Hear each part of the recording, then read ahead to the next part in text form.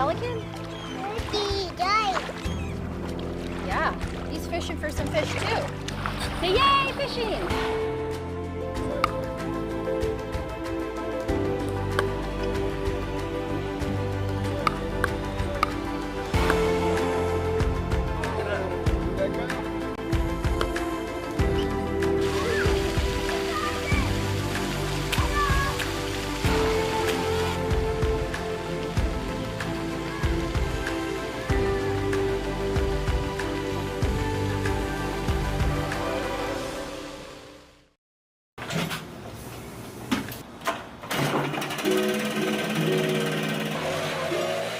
My name is Dominic Colangelo.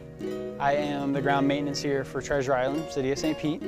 And essentially I make sure this place stays, up and running, clean, help with any little things that may go wrong.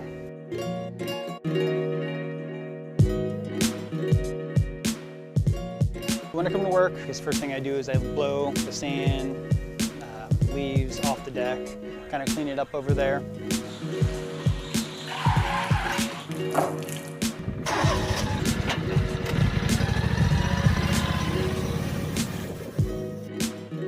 And then after all that's said and done, go down to the beach, make sure everything's all picked up over there, rake the area, make sure it's nice and clean. It's the start of my day. I really do enjoy my job. I get to hang out at the beach all day, meet some interesting people. It's cool. I've had a couple of people come up and they didn't realize this was owned by the City of St. Pete, so we kind of give them a story about it.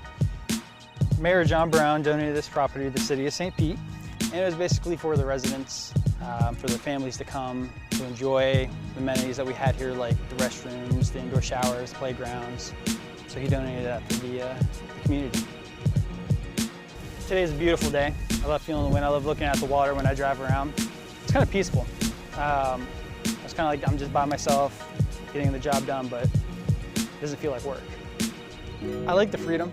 I like being out by the water. It's always a beautiful day, and it's something a lot of people don't get to do.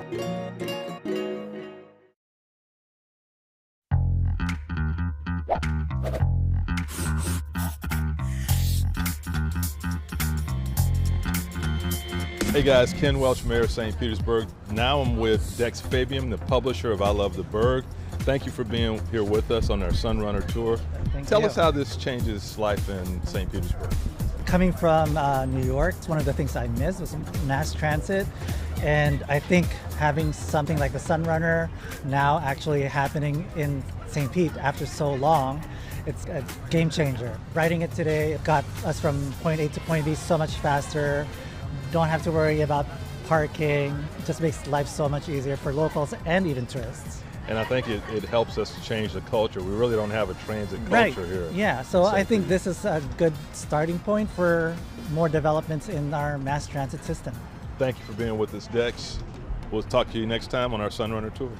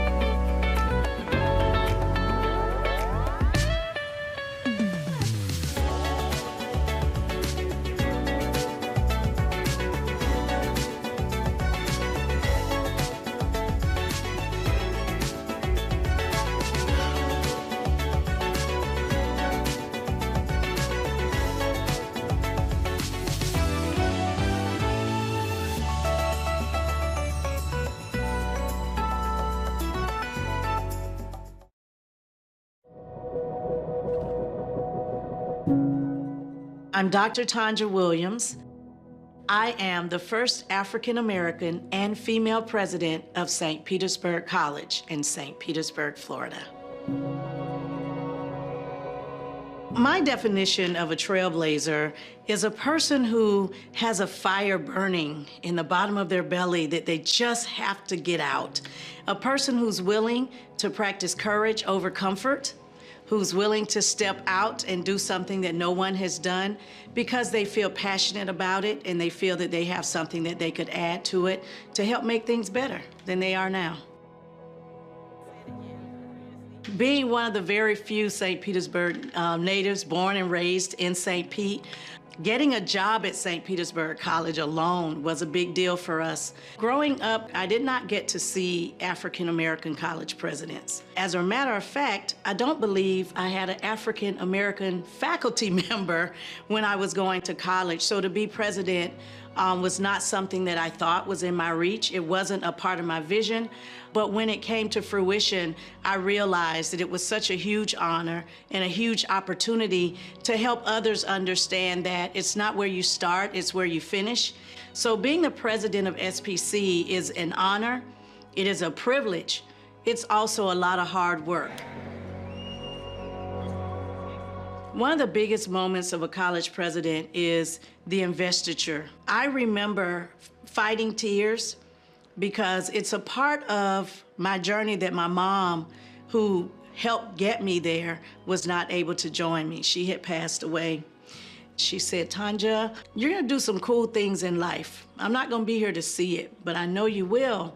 And she said, don't sell your soul to get it, and don't sell your soul to keep it. And I remember standing on that stage saying to her, we did it, and I did not sell my soul.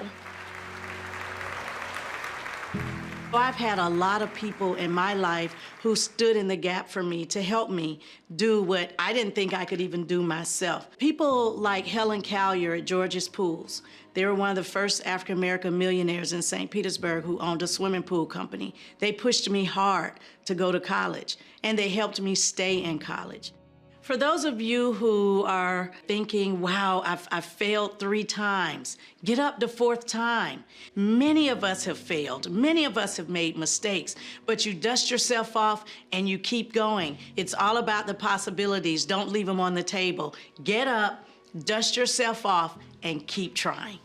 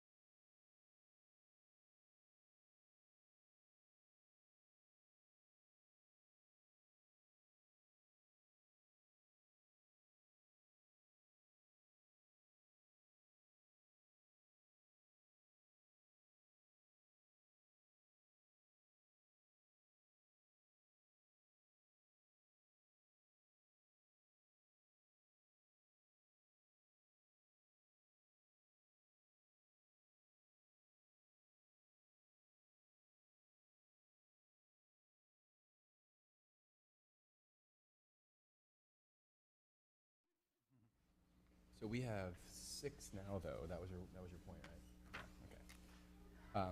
Okay. Good afternoon. My name is Kevin Reale. I'm the chairman of the Development Review Commission. I'll be presiding over the hearing today. On behalf of the board, welcome. The Development Review Commission is a voluntary group of citizens appointed by the mayor and confirmed by City Council. The commission is responsible for considering requests including special exceptions, site plan approvals, variances, reinstatements, redevelopments, and street vacations. Copies of today's agenda are available at the podium to my right and your left. Oh, sorry, over here. Certain proceedings on today's agenda are quasi-judicial. In fact, everything on today's agenda is quasi-judicial.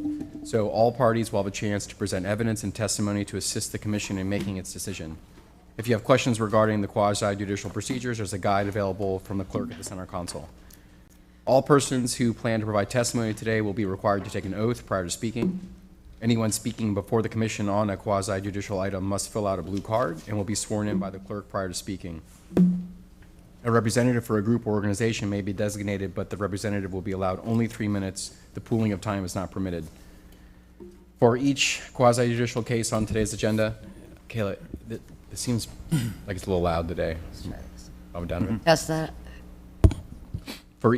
That's better. For each quasi-judicial case on today's agenda, a presentation will be made to the commission by a representative from the city administration.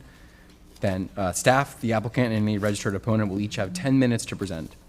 Following their presentations, all persons who have filled out a blue card located on the podium will be given 3 minutes to speak. If you have filled out a card, you'll be called by name and asked to approach a podium. If we have a number of people speaking, we'll alternate podiums. Make sure you speak into a microphone to assure all audio is recorded. When addressing the commission, please begin with your name, address, and state whether you've been sworn, and I'll help you all out if you forget those items. Once members of the public have had a chance to speak, cross-examination will begin. During cross-examination, the city, the applicant, and any registered opponent can ask questions of witnesses. Questions should be directed to me as chair, and I can redirect the questions as appropriate. Following cross-examination, rebuttal and closing statements will begin. During this phase of the proceedings, city administration, the registered opposition, and the applicant will each have 5 minutes to provide a rebuttal and closing statements. If there's no registered opponent, any person who wishes to be a registered opponent may register with the DRC clerk prior to the beginning of the initial presentation of the case and may participate as a registered opponent in the limited purposes of cross-examination and rebuttal closing statements in those phases of the hearing. If more than one person wishes to utilize the time for the opponent, the opposition must select one representative to present their case. After rebuttal and closing statements, the public hearing will be closed and the commission will go into executive session.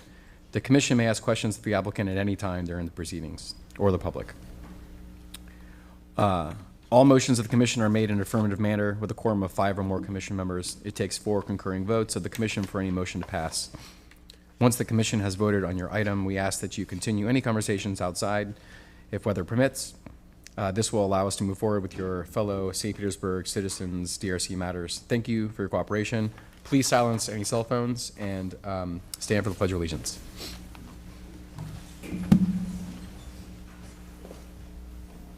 I pledge allegiance to the flag of the United States of America and to the republic for which it stands, one nation, under God, indivisible, with liberty and justice for all.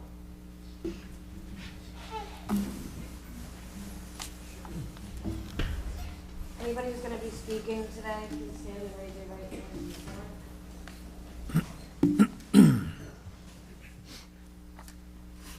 You swear or affirm that the evidence you're about to give today is the truth, the whole truth, and nothing but the truth?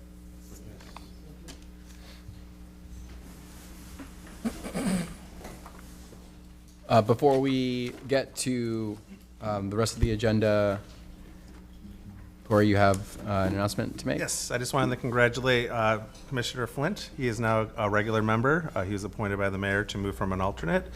So congratulations, sir. Thank you. He has served our commission, for many years. And also, David Hugglestone was appointed by the mayor as our new alternate. He's an architect with Wanamaker Jensen Architects. Thank you. David, would you like to say any words? No, thanks. It's an honor and a privilege to be here and to serve my city. Thank you. All right, thank you and welcome. The next item I'll entertain a motion or recommended changes for the minutes from the May. Why don't we do roll 7th. call real quick? Oh, I'm sorry. I had the arrow in the wrong spot. Roll call, please. Stowe? You're Kiernan? Reale? Here. Clemens? Singleton? Here. Flint? here. Blatt? Here. Griner? Vadalo? Here. Hugglestone? Here. We have a quorum? Are we expecting Commissioner Griner later? Yeah, it was up in the air. I'll entertain a motion to approve the minutes from May 7th unless anyone has corrections. So move. Second. Stowe? Yes. Reale? Yes. Singleton? Yes. Flint? Yes. Blatt? Yes. Vadalo? Yes. Hugglestone? I don't know, I don't think you had a chance to review them, or, Yeah, I did. Yes. thank you. Minutes pass? Okay, do we have any non-agenda public comments? We do not. No comments. Okay, we have a deferred case, just for the record, case number 2552000001 is deferred to July 9th. This is for the property at 531 8th Street North. There's signs on the door. If you're here for that item, it's not being heard today. It'll be heard on July 9th.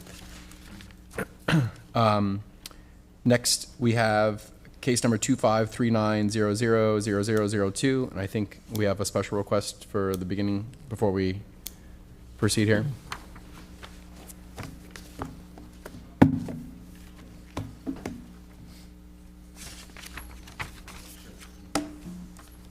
Still 10 minutes, correct? Craig Taraski for the appellant. Procedurally, so this is on appeal of a staff level approval. The deferral is requested because we've identified discrepancies in the design drawings that we do not feel that the dock as proposed can fit within the footprint they're asking for. And the deferral request is for them to present an actual scaled, accurate drawing. That kind of speaks to the subject matter of the appeal. So Yes. you want to think about that? We can go through the process. Yeah, so let me explain for the rest of the commission, because I was briefed on this before. So the appellant was asking for a deferral here. As you just heard, it sounds like it's specific to the substance of the case, so perhaps we need to consider that during the case. I don't think we need to vote, but I'll ask if there are any comments on that. Yes, I have a question for legal. Now, correct me if I'm wrong, but typically, when we have a staff report where there's an appeal, we see the nature of that appeal, and the staff, our city staff has an opportunity to respond to that appeal and to what the contents of the matter are. We don't have that in front of us today. We have a form that was filled out that says a narrative to follow, which we are not privy to. So I'm just wondering, what are we in order? I'm a little confused as to where we are, because in the event, once the appellant gives their rationale, does our staff then respond to that? Yes, that is the intended order of things. But the staff will also be hearing this for the first time today. Is that correct, Jordan? Yes, my staff report's based on the initial request. So the appeal was filed in a kind of a generic manner. Right. And at this late date, we're getting the substance of the appeal. Is that correct? Correct. All right. And I mean, that's at no fault of the applicant. And this would traditionally be the type of thing that you would consider in the substance of the appeal. My concern is that staff and the applicant haven't had enough time to process and potentially respond in a meaningful manner to this. So are we ahead of the game? I mean, I would like to hear from the applicant as to, what their thoughts on the matter are and how much they know about the substance of the appeal.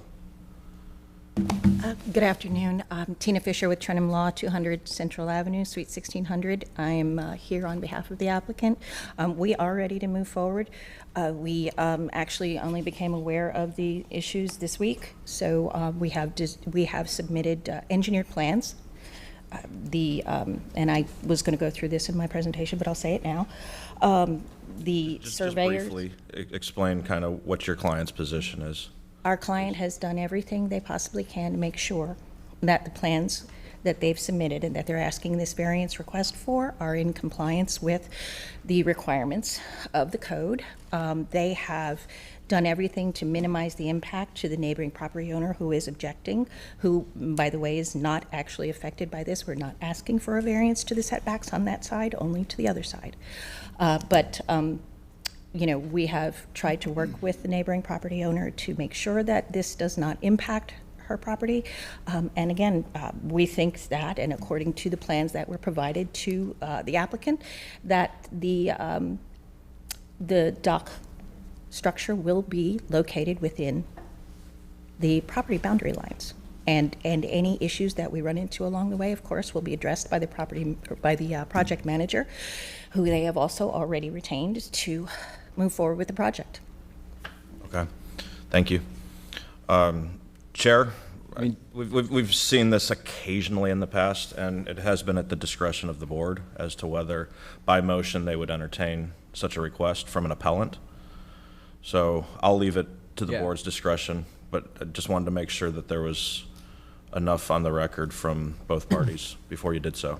I think if you choose to at all. Well, I mean, if it's within my purview, I think this sounds like a substantive issue, and it's, at the very least, it's abnormal for the appellant to be granted the deferral because it's the applicant's application.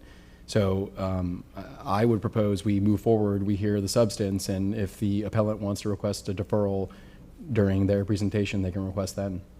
Is that acceptable legally? Legally, it's fine, but again, it's not my decision. Right, so I'll just entertain discussion from the commission. That would be my recommendation, but I'm happy to hear from the commission. Okay, I'm going to admit to some confusion here. Yeah. Would the applicant also, again, I don't think the applicant or the staff has heard the nature of the appeal. Right. And that I'm very uncomfortable with that. So we're saying that the appellant can defer. Can the applicant defer once they find out exactly what it is the objection is, or what the nature of the appeal is? And Commissioner Stowe, I share that concern, and that's why I asked the applicant to come up, or their representative to. And it doesn't appear that they would prefer to defer. Sorry for the rhyme, but that's the. Okay. All right. That's why I asked them up. Commissioner Flint. Sounds like we're going to get a little gift box of information during this, and we don't know what it is. I would feel more comfortable, go forward, see what's presented. If we decide that we don't need to make a spur-of-the-moment decision, that it's something that needs to be digested, we could say as a vote, do we want to defer it? It may be a non-issue, it may be a big issue, but until we hear what is in this gift box that's going to be presented here of information, we don't know. More eloquently saying what my sentiment, yes. Let me ask another question.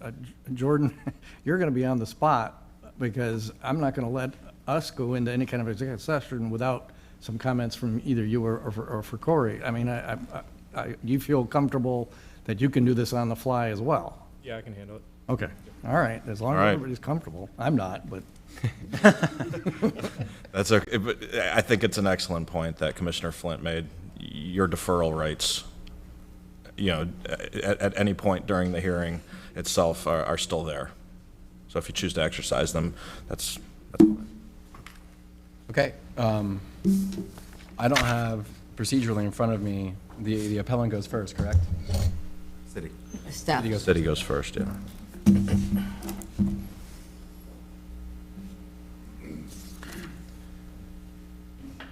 Good afternoon, Jordan Elmore, planner with Development Review Services. This is case 25-39000002. Property address is 1209 79th Street South. Here we have the subject property outlined in red. It is a lot at the end of a canal on the corner bend. These types of properties have property lines that converge out into the water that make the buildable area for a dock smaller than a typical rectangular lot. The request is denial of the appeal of a POD approval of a variance to the side setback to allow for the construction of a new dock and boat lift. The property is zoned NS2 neighborhood suburban. It's a waterfront lot. It has a 54.7-foot waterfront measured along the curved seawall. The homeowners have been at the property since 2023. This began as a setback waiver, was turned in to staff on prior to February 4th. February 4th, the notices for the setback waiver were postmarked. It was objected to on February 19th. Staff reached out to the applicant, notifying them that they would either then have to revise the drawing or move forward with the variance request. They moved forward with the variance request because they had received the neighbor on the most affected side's signature of support and notarized. This case was brought to you once prior in March of 2024 when it was denied for the current design shown on the screen. Here we have their new design. They've shifted the dock all the way to one side, the east side, meeting all setbacks on the west side, which is 10 foot or more for the lift, 20 feet or more for the dock. This is also the neighbor's signature on the bottom left corner. Here's the letter of no objection with that neighbor's signature notarized. Here we have the requirements for dock setbacks. For docks, it is 20 feet minimum, 10 feet minimum for the lift. They meet the dock size requirements, and it does not encroach more than 1/4 of the waterway width.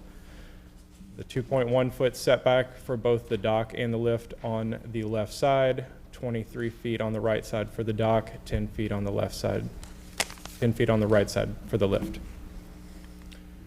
Staff received no comment from Kona Yacht Club Estates Civic Association. We had the signature of support from the abutting neighbor to the east, who is the most impacted. The neighbor to the west objected to the setback waiver, then appealed the streamline approval. And staff has received no additional comments on the case. Here you can see the properties: subject in yellow, support in green, and objecting in red. Staff is recommending the denial of the appeal of a POD approval of a variance to the side setback to allow for the construction of a new dock and boat lift. That is my presentation. Thank you. Questions for staff? Commissioner Flint. I don't know if it's really going to be pertinent to this, but it may be. Generally, when you have a dock with a head on it, you have your narrow walkway, which is generally, what, 3 feet in width or 4 foot? Typically 4 feet is what I see. Okay. And generally, your dock head is next to the lift. And it's my understanding the dock head is there in order to assist the loading and unloading of a boat. Is that correct? Typically, yes. Okay. Is it standard to allow a patio to be built right at the seawall? Like in this case, they don't have a dock head, they have a patio just extending over the water. Is that patio that's at the seawall extending over the water, is that part of any of the issue here? Does it meet setback? It meets all setbacks on the right side. At the left side, it does not, but with the signature of support, we were able to process that as the setback waiver. Are those typically allowed just as an extension of the land?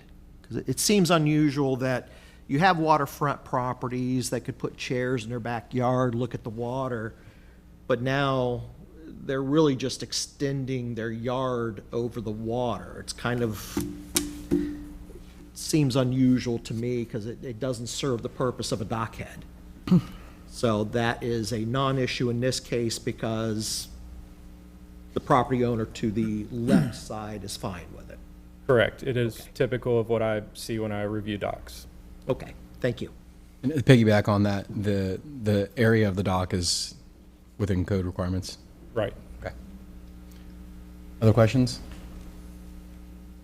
I do have one question then relating to the previous case, and if you don't know, it's fine, because I know that the evidence here is this case. But I remember that case, but I don't remember, was there opposition more than just this same neighbor in that case, or was it a similar situation where one agreeing and one disagreeing? I believe there were both neighbors on that side, the directly adjacent and the one right next to them, were in objection. On the west side. This time it was just the one directly abutting. Thank you. Thank you. Appellant? I need the overhead. You need the overhead? Okay.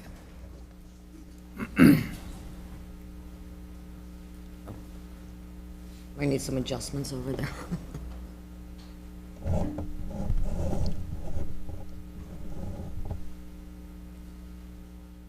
Craig Tarasky, representing the applicant, attorney with Johnson Pope, 360 Central. And as was stated by Jordan's testimony, the appellant owns the property immediately to the west of the subject property. This is a survey of the subject property that was included with the application package.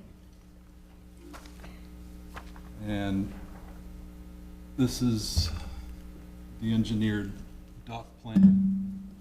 Let's see, where's this? Showing setbacks 23 feet from the edge of the dock to the appellant's property and 10 feet from the lift to the appellant's property. And those meet code. But the question here is will the dock as proposed actually fit within those setbacks? And looking at these documents, appears that there's a discrepancy on these engineered drawings. And the engineered drawings in the package, while they're signed and sealed by the engineer, it lacks any reference to the source of the boundary information. So in a prior career, I was an engineer and I would prepare site plans, and when I would use boundary information sourced by others, I would always include a note to that source. Here we have no source, so I don't know if these boundary lines came from the next gen survey that was included with the application or not. But what I found by taking the dimensions off of the engineered plans and laying them into the survey, it doesn't fit. So that filled in red area is the portion of the proposed dock. Maintaining the setbacks that are being requested, that's the portion of the proposed dock that ends up on the seawall and in their backyard. So then the concern is, well, we don't have an accurate site plan, and if this is approved, there's concerns about whether once this is laid out in the field, whether the approved setbacks will be maintained. So the way they lay these things out, and docks are relatively rudimentary construction, they take a control point and they build off of one or two control points. Well, if we start with an erroneous control point, we could end up shrinking that setback to the appellant's property, and that's the main concern. So in other types of construction, when you go through the process, you're building a building, you build a foundation, you get an as-built survey of that foundation to make sure it's within the footprint that's allowable and approved. With docks, you don't typically require that level of as-built. But a dock is a structure, the pilings are the foundation. So what we had asked the applicant yesterday when I was engaged to do this was we're appreciative that they maintain the code required setbacks from the appellant's property. They does appreciate that. But there's a concern on whether that's going to be maintained through construction. So would they agree to a special condition of their approval to require them to provide as-builts of the pilings at that stage prior to advancing construction? And the appellant's willing to drop the appeal. And we proposed that yesterday to the applicant, and we were rejected. So I'm going to make the same request to the commission, because the main objection is just to make sure that those setbacks are met. And because we've identified a factual discrepancy in the information in the application, to protect the interest of the appellant, would the commission agree to add a special condition to require that as-built survey once those piles are driven? So that's the ask. And alternatively, goes back to the referral, have them come back with an accurate and scaled drawing, and a plan, an engineered plan that's signed and sealed by a surveyor or an engineer that references the source of the boundary material information as well. Thank you. Questions for the appellant? Commissioner Flint? I was just sitting forward, sorry. It really looked like, it looked like you were ready to go. So if I could have the appellant up for Mr. Tarasky. So kind of like we've seen in some cases here prior where you get somebody that puts footer in for a home and they pour the slab, then they get a tie-in survey to verify that slab is in the right setback, that they're meeting setbacks. You're just requesting, or your client is requesting, once those columns are going, let's actually get NextGen out there to do a tie-in survey before they build the decking, and your client is perfectly fine? Yes.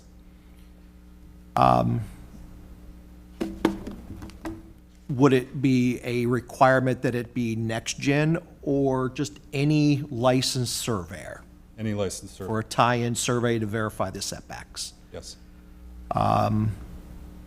I don't think I have any more questions for you. Engineers always find interesting stuff, though, in the survey. Thank you. I don't know, is that something that could potentially be put into a building permit request, a tie-in survey for the pilings? But at the end of the day, I mean, the dock has to meet the setback.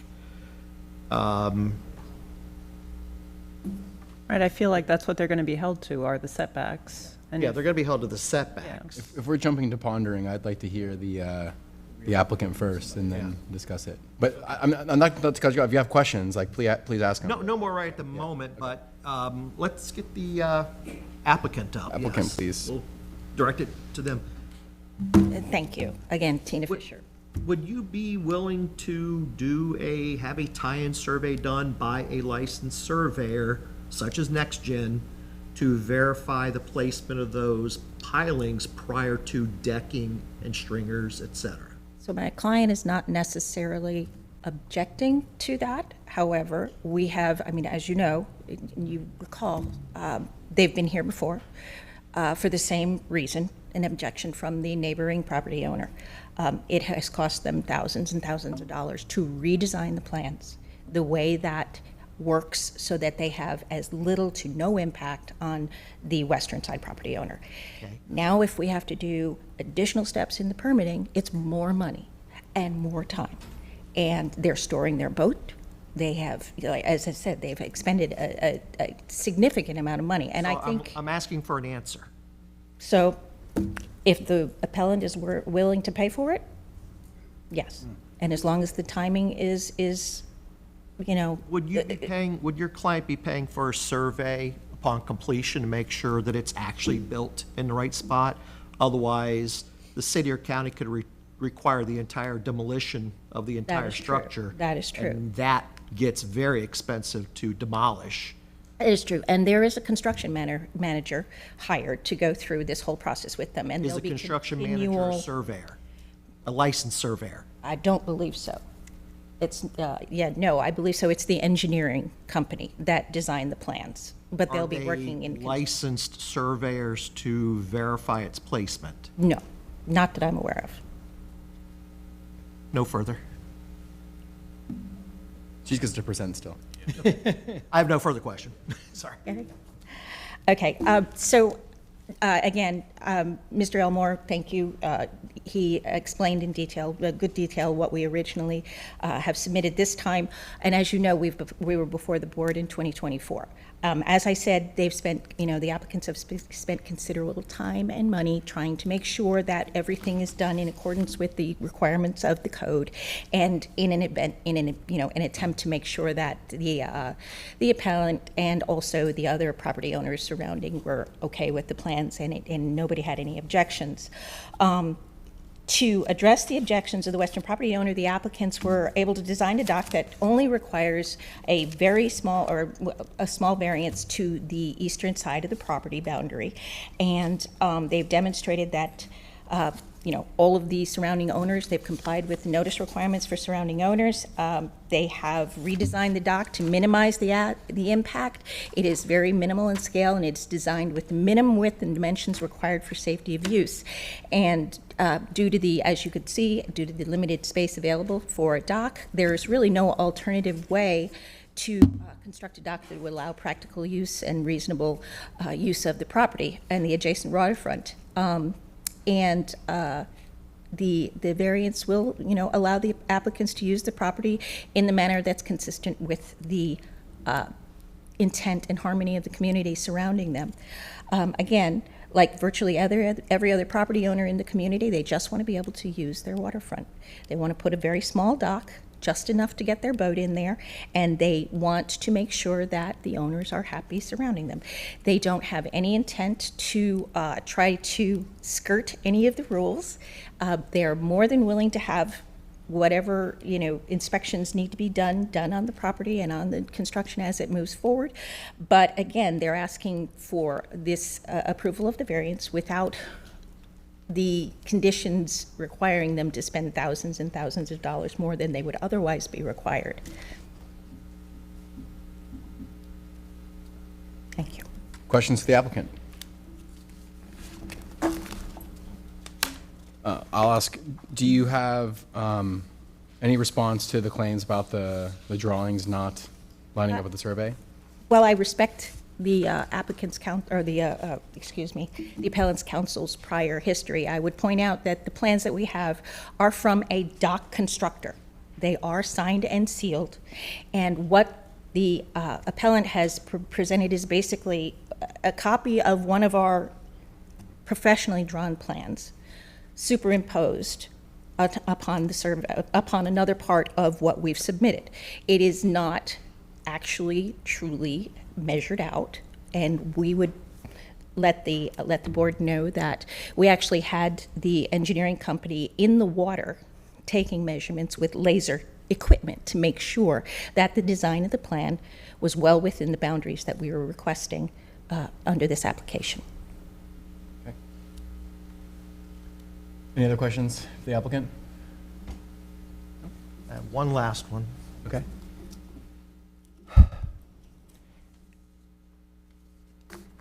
Is your client willing to pay for removal of the dock if it is determined that it sits too close to the property line?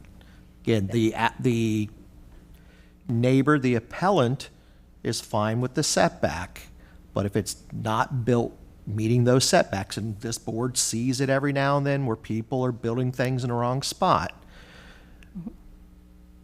would your client be withholding all funds to the installation contractor of the dock until they have survey to verify that it's in the right place? Clearly, my client will have to comply with whatever is required under the code, and if it's built incorrectly at the end and they have to move it or remove it, then that is what will have to happen. Okay. Thank you. So under the circumstances, I'm not sure that Mr. Elmore has anything that he, Mr. Elmore, do you have any comments now that you've heard? I don't think it lends itself to a code or anything like that, I'm afraid. That's, no. I just want to make sure we covered that step. Well, and with that step, I mean, you're next anyway. Do you, actually, no, do we have any blue cards? No. No, okay. And so you're next anyway. Do you have any cross-examination questions? Do not. Appellant, do you have any cross? Yeah, if they bring up the applicant, or the applicant and applicant's counsel. I'll have a short cross. Ms. Fisher. Can you come to the podium on the left, please?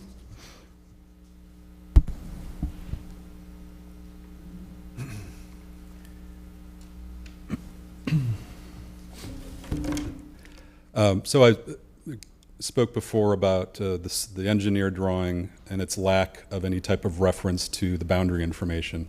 Since we don't have the engineer here to cross, I'll ask you that question just to nail it home. Do you know where the boundary information came from on that engineer drawing? I believe that the boundary information came from the surveyor. You believe, or do you know for certain? I can tell you for certain. Okay.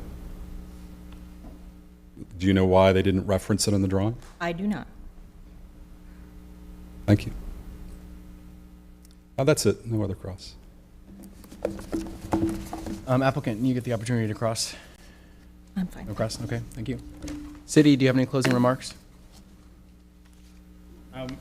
Just want to point out that, city reviewed this application as they have taken the steps necessary to move forward with the setback waiver. They've changed the design, increased the setback on the one side so that they could comply, receive the signature of support from that neighbor. Typically, we don't require engineered plans for a dock. They're sketched on a Pinellas County water navigation application, typically by hand. So there's no signed and sealed plans that we usually request. Pinellas County Water Navigation will be the ones to go out. They will determine if the setbacks have been met. If not, they will send them back to us to approve a revision. And if the setbacks are not met on the revision, then we may be here again requesting a different variance. Okay. That's it. The applicant is next for closing remarks. Again, thank you. We're just looking to get the approval here in a way that makes everyone comfortable with the plan. We believe that, as the plans demonstrate, we'll be able to build the dock within the property lines, and we will make sure that all of the consultants and the contractors comply and continually monitor to make sure that it's built the way it is. And we would ask that the board approve the request for the variance. Thank you. Thank you. Appellant? Greg Taraski for the appellant again. So it's, can you put the put the overhead on? Thank you. Show it one more time. I mean, we're talking about a significant discrepancy between the design and how it fits onto the survey. Now, I understand I'm not a licensed engineer anymore. I'm not a licensed surveyor, but here we're talking about using rudimentary tools. I can use a ruler, and that's essentially a digital ruler. I prepared this sketch. I'm confident that it's accurate. You have the dimensions to back check. 23 feet, just like on the engineer drawing, 2.1 here, and 27 as the length from the base of the dock to the terminus. Those are the same dimensions on the site plan. There is a discrepancy, so you have a factual question of factual deficiency in this application. We presented a reasonable solution to this because the main concern is just making sure that that setback is maintained. Yes, there is a cost to that, but it's unfortunate. We presented this ahead of this hearing. We could have all saved legal's time, applicants and appellants' money, and just agreed to put that money into to pay for the surveyor instead of arguing this case in front of you today. But here we are. This is not an unreasonable ask given the factual discrepancy presented in front of you and the fact that the condition as proposed will protect the concerns of the applicant. That's all I have. Thank you. So now we go into executive session. I'm actually going to kick it off just because, well, actually, not just, frankly, because I think I have a different point of view than some of the questions that were asked before. To pause a dock construction would require mobilization and then remobilization. So I think it's a bigger ask than what is being suggested, because likely whatever barge or whatever is used for that install has to leave and then has to go back in the queue and wait to come back. And we heard testimony from the city that the way the drawings are submitted was not special. In fact, having a signed and stamped drawing might be more than what we normally see for a dock case. We have an applicant that submitted a plan. I don't even remember if it was this year or last year, but whenever it was, it went down in flames. I'm not sure anyone supported it on this commission, and they came back with something that didn't have to come to this commission. And so, they're following the process, and I completely respect the information Mr. Taraski's bringing forward. I think that's an interesting way of looking at it, but this is for the construction experts to get right. I think it's unlikely that if a mistake is made, this board would be very kind.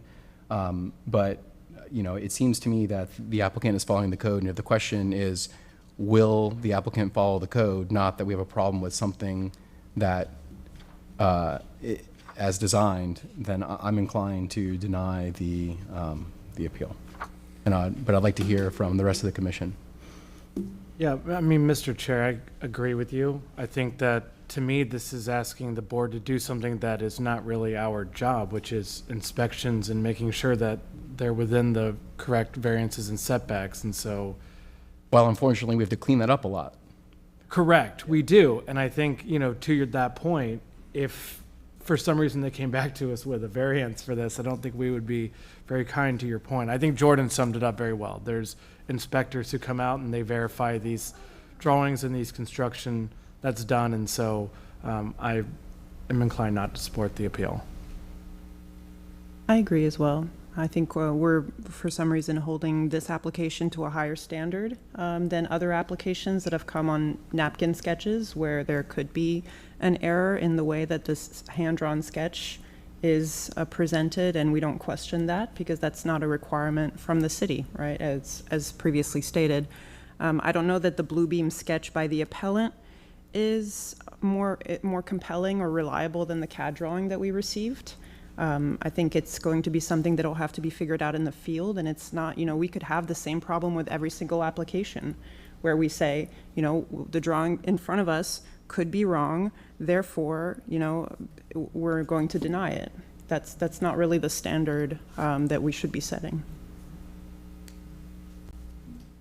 I agree, and of course, with water, there's not a fence line.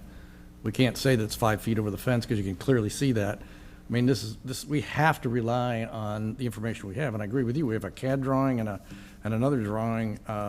We just have to respect the process, and I think Mr. Elmore's done a great job. This is typically what we view. This one might even be better than we normally see, and I totally concur. I can't vote for the appeal. Yeah, I agree. I think that we need to let the engineers do the engineer's job, let the contractors do their job, and then there's always legal recourse if something's built wrong. Actually, I'm sorry to interrupt. I'd like to ask one last question. If during construction it's discovered that the drawing of the dock is a little bit too large and it has to be made smaller, is that something that they can do, is make it smaller to ensure they meet those setbacks? Yeah, they can submit a revision. The county will not approve the final inspection if it does not match the plans. So they can't just arbitrarily make it smaller, they have to get it right? Correct. Okay, thank you. I agree with everybody's comments here that it would be treating this different and special from every other setback variance that's requested. That in this case, for us to require it, it'd be nice if they did it on their own, just to verify it's in the right spot so that they can avoid future civil issues to force the setback. But us adding additional building code requirements on it, if the city, county doesn't require it, now it's up to the appellant would have to prove it's in the wrong spot. And it'd be the same thing if we were allowing a house to go from a 7.5 setback to a 5-foot setback. We don't require the survey on those either. It's just if you screw up, you screw up. Yeah, and I wouldn't think it would be a good idea to bring this a third time with said screw up. Yeah. Yeah. Just to make that as clear as we can on the record. I'll entertain a motion. Move approval of an approval of a variance of the side setback to allow for the construction of a new dock and boat lift subject to special conditions. All right, so before we vote, to make clear for everyone in the room, a yes vote supports the appeal and denies the application. A no vote denies the appeal and supports the application. All right, go ahead. I'll second the motion if you haven't had that. Thank you. What? Have to go again. No. Stowe? No. Singleton? No. Reale? No. Flint? No. Battleout? No. Hugglestone? No. The appeal fails unanimously. The next item today is case number 2554000026 at 2031 Bay Street. Steph. Good afternoon again. Jordan Elmore, planner with Development Review Services. Subject property is a corner lot located at the corner of 21st Avenue Northeast, being the front yard, and Bay Street Northeast being the street side yard. The applicant is requesting approval of a variance to the location and setbacks for a pool to be installed in the front yard and the corner lot impervious surface ratio. The required setbacks for the pool and the decking are 30 feet from the front property line. The pool, they are requesting a 6-foot setback, a variance of 24 feet. The decking, they're requesting a 3-foot setback, a variance of 27 feet. The corner lot ISR is a maximum of 750 square feet, 25%. They're requesting 1,339 square feet, 44.6%. Property is zoned NT3, neighborhood traditional. They have a lot dimension of 60 feet wide, 110 feet deep, 6,600 square feet. The existing home was constructed in 1950. Here we have the survey with the pool plan overlaid on it. North is at the top where they're requesting the 3-foot setback from that front property line for the deck, 6 foot for the pool, and the decking area stretches from one corner of the front facade to the other. They're proposing a 15-foot setback on the street side yard for the decking, 25 foot for the pool. The interior side yard, a 12-foot setback for the pool, a 5-foot setback for the deck. The pool equipment does meet the 30-foot front yard setback and will be behind the front facade of the house. Here is a zoomed in of the pool plan. It is a 10-foot wide by 24-foot long pool. The deck is 25 foot wide by 40-foot long, 41 feet long, approximately 880 square feet of coverage for the pool and decking. Here's some site photos. This is the front of the property. Behind this fence and the hedges is where the proposed pool would be. One more from the corner. This is their street side of the front of their house. Another. The applicant did submit signatures of support from the 4 nearby property owners to the north, south, east, and west directly abutting the property and or across the street. Staff has received no additional comments on this case. Staff is recommending denial of the variance to the location and setbacks for the pool to be installed in the front yard and corner lot impervious surface ratio. If it's approved, subject to the conditions, one being to reduce the overall site impervious surface ratio by 5% of the existing prior to the pool installation. Thank you. I'm here for questions. Questions for staff? Yes. Where that existing fence sits on the north side, is that existing fence staying and the bushes in that same location, or is it looking to replace those with a taller fence? I believe they addressed it in their presentation they have submitted, so I'm going to let them speak on it. Okay. As far as I was aware, it was staying. Okay. How is the overall impervious surface for the entire property? Understand they're over the impervious surface allowance for what is technically considered the front yard, and same thing we've seen on multiple others. But how is the overall site sitting? So currently they're at 58.6. Proposing with the pool installation, it would take it to 61.4.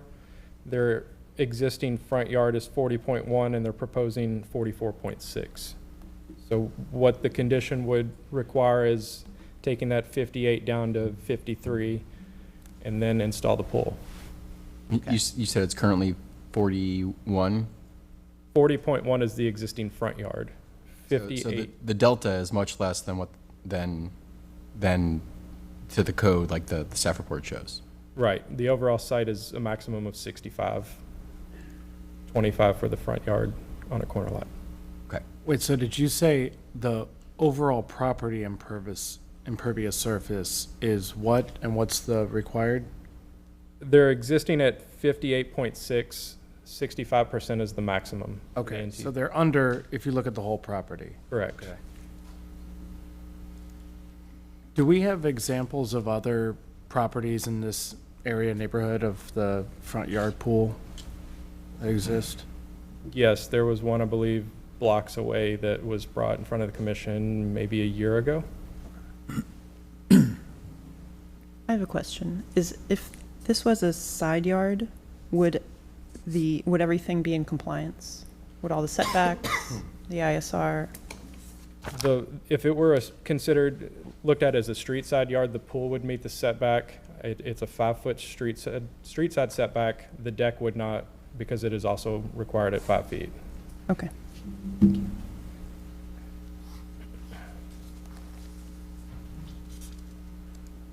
Any more questions? Real quick, it might be better for the applicant, but as far as from the pool edge out to the deck, how wide is the concrete deck around there on that north side? Because that appears to be the issue. 3 feet? Okay, we've got that. Yep, dimension. 3 feet. Thank you. 3 feet. Okay, is the applicant here?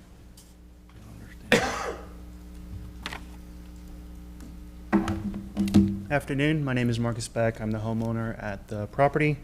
As I understand, yes, the two issues are the installation of the pool in the technical front yard of our lot, being a corner lot, as well as the impervious surface percentage that we're requesting.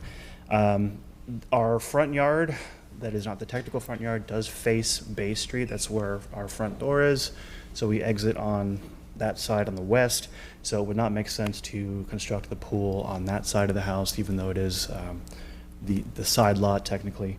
The impervious surface ratio, or the percentage, when we purchased the house in 2019, the front lot, I believe the requirement is 25%. When we purchased it, it was 40.1%, as Jordan expressed. What we're requesting now for the impervious is just a 5% increase more than what is already there. However, as noted, we are below the total lot impervious percentage, so we don't see that as a significant issue. To the question about the north side with the bushes and the fence, we are planning on replacing the fence to have a higher fence. The bushes will remain. As it stands now, the front lot is not visible from the sidewalk, even with the existing hedges and fence. So we're going to make that even less visible, so it won't be as much of an issue for people on the sidewalk. In the pool itself, the actual design of the pool will have a privacy wall installed to further reduce noise. We've gotten signatures from all of our neighbors, north, east, south, and west. None of them have objected. And so that's basically what we are proposing to do, and we would appreciate approval of this variance. You want your presentation up here? So you can... Yeah, if that would help, yes.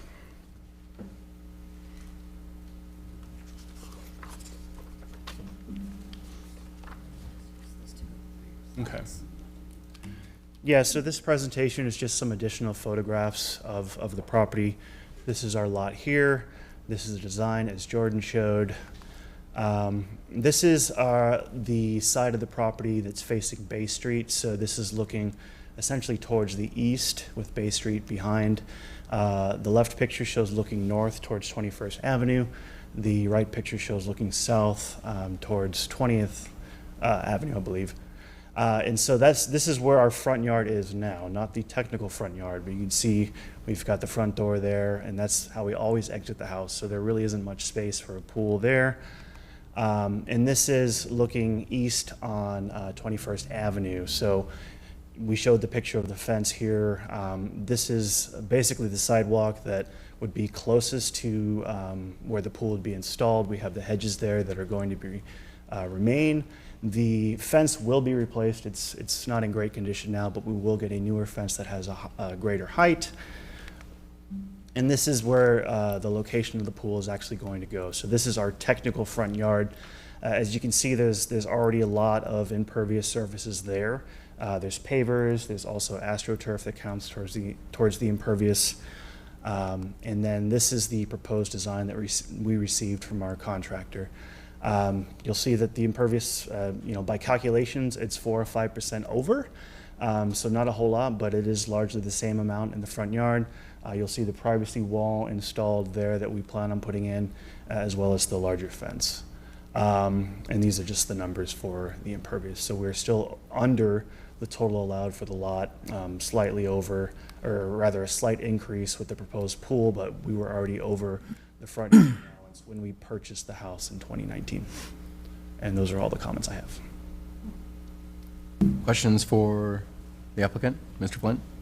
If you could go back to that diagram, the 3D rendering right there. If you're looking at the pool to the left of it, is that a large raised like planter area that immediately goes up to the pool with maybe looks like a waterfall feature? Yes. You talking about this area right here? You point back at this one. Just sorry. Oh, sorry. Yeah, we're looking at the wrong one here. This right here? That kind of stone gray area to the right. Yes, all that. Oh, this. Yeah, this is the sound wall, basically, the privacy wall. So these are trees that are existing. That's why they're into design. This wall here is going to be slightly in front of those. Okay. And so the yellowish tan, whatever. That's supposed to be the new fence. That's a new fence, okay. And that is in the as-built photos from street grade there. It's a short black one. Yeah. That new taller fence would go exactly where that one is located? Correct. Okay. And the bushes that you're seeing right now that are probably 5, maybe 6 feet tall, are those remaining or do those get replaced? Those are going to remain. Those remain. Okay, thank you. I have a question. Have you spoken to the city about getting a 6-foot fence in the front yard like that? Or is that just an idea? Okay, because that might be an issue as well. Okay. That was my question, whether or not you were requesting a variance for fence height as well.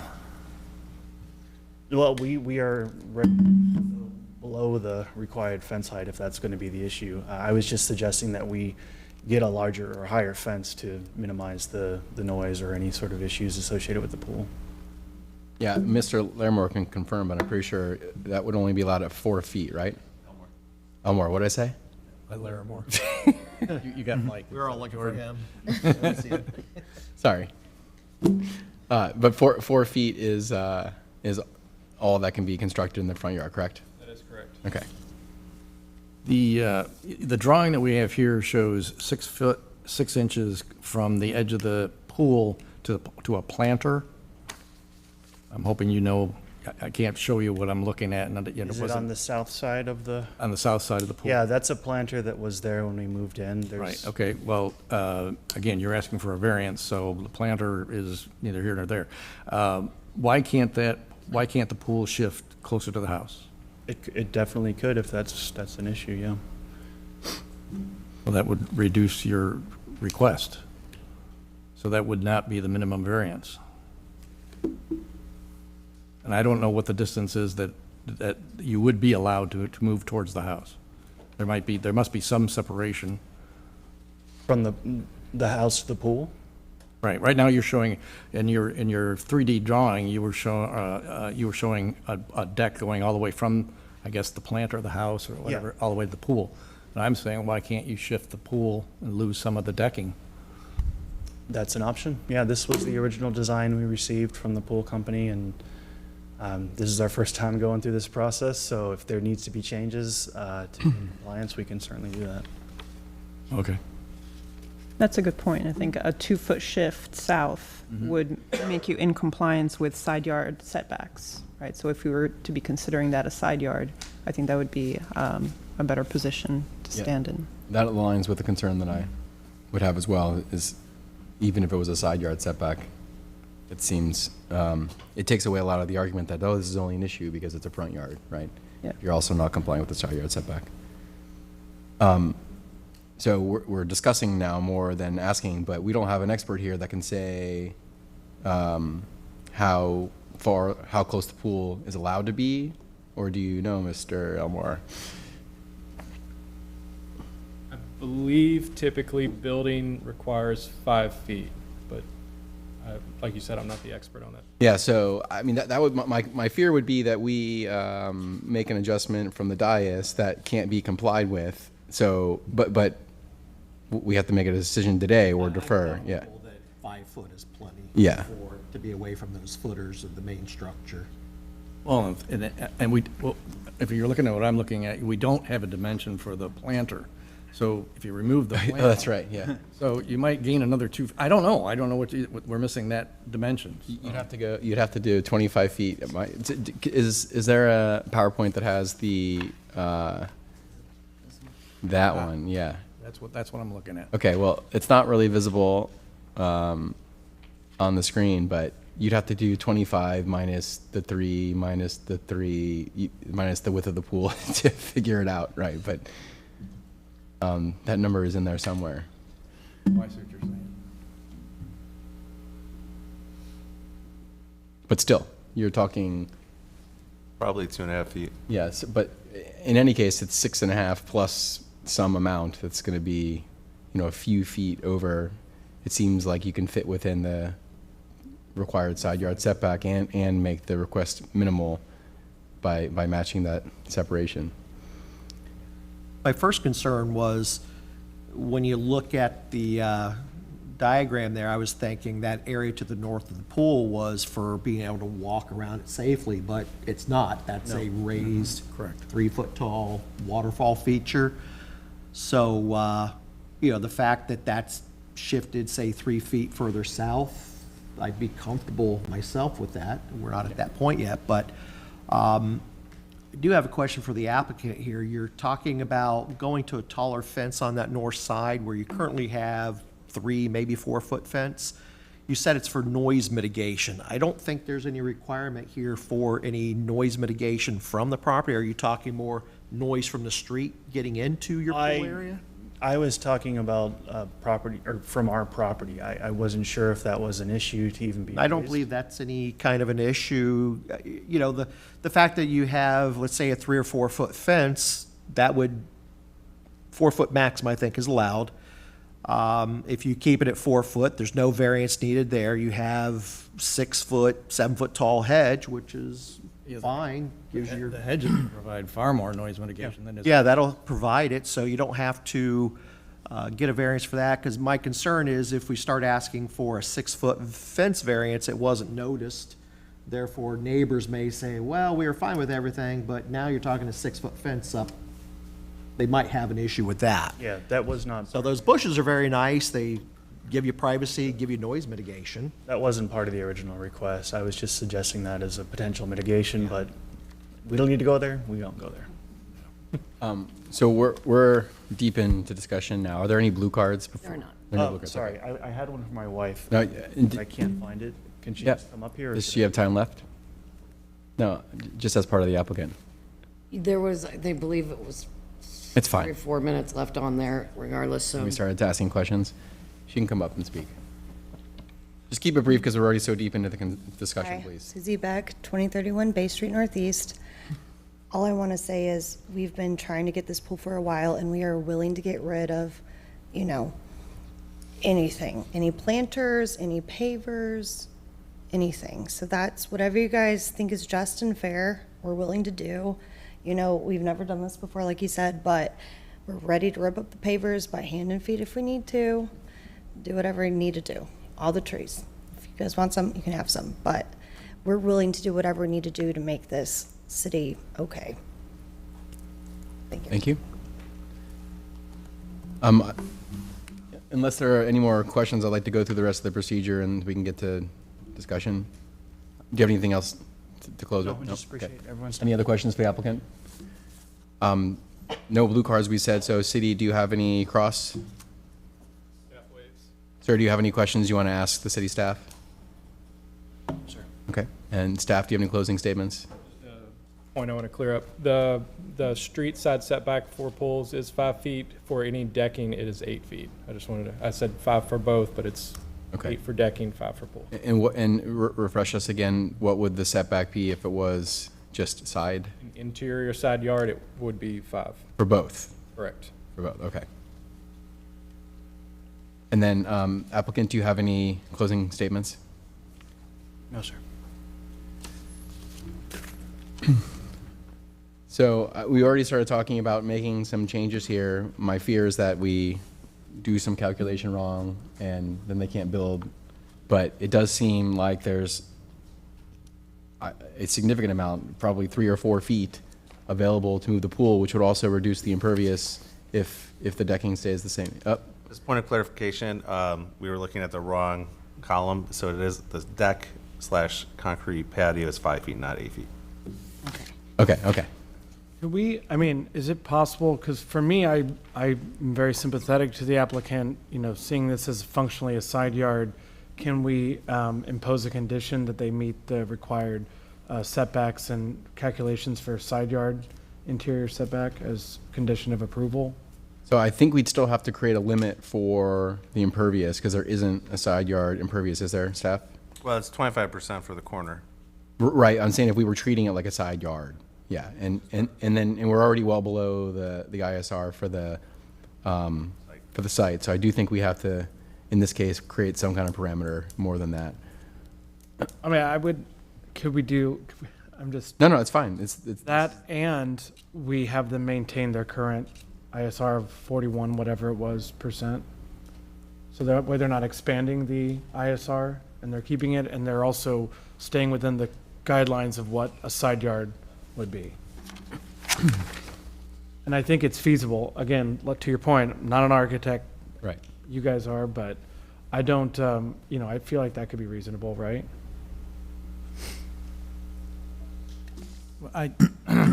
My impression is on the special condition number, the first one says to remove the paving along the east side, and I think that accounted for the additional impervious. I think we were even with that.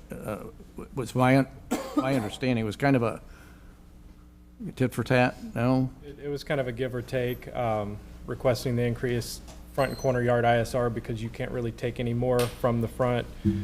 What the request is, we saw the opportunity to remove it from elsewhere on the property. Okay, all right. So it does increase the front yard, but not necessarily the overall impervious. Correct. Okay, all right. So They could potentially do ribbon curb to their parking garage, which is in their side yard, but is functionally the front yard, to get some of that ISR down. with this meeting as a site, though, I feel like that might be, that just might be adding more. So what's the purpose of the front yard ISR? It's not drainage if you still have a site ISR.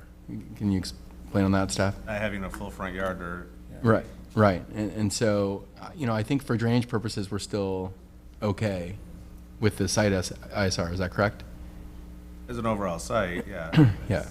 It's a lot to work with building on the drainage pattern, drainage flow. Yeah, I personally am happy as long as the overall site is meeting it, because this is one of those flukes in the code where it's considered the front yard, but in reality, the front is the side where the main entrance is. That's why we keep seeing these, because every block has 4 corner homes on it, and a good percentage of them are the narrow portion, which is always technically the front of the house, is the narrow lot dimension. You have hundreds of these, if not thousands of these in the city. And I'm happy if they keep that overall at ISR fine. That allows for their drainage. The fact that they're gonna have bushes there, everything, you're not gonna tell the swimming pool is there. I'm not worried about the ISR because they're gonna meet it. As long as it's overall, I'm fine with that. Well, and I was saying I'd be willing to go even farther than that and maintain the current ISR ratio for that yard. So I actually agree with that. I don't like it when we get into designing because we don't know if the numbers are going to work and we get really loose with the numbers from the dais, but it seems possible to maintain the current front yard ISR. So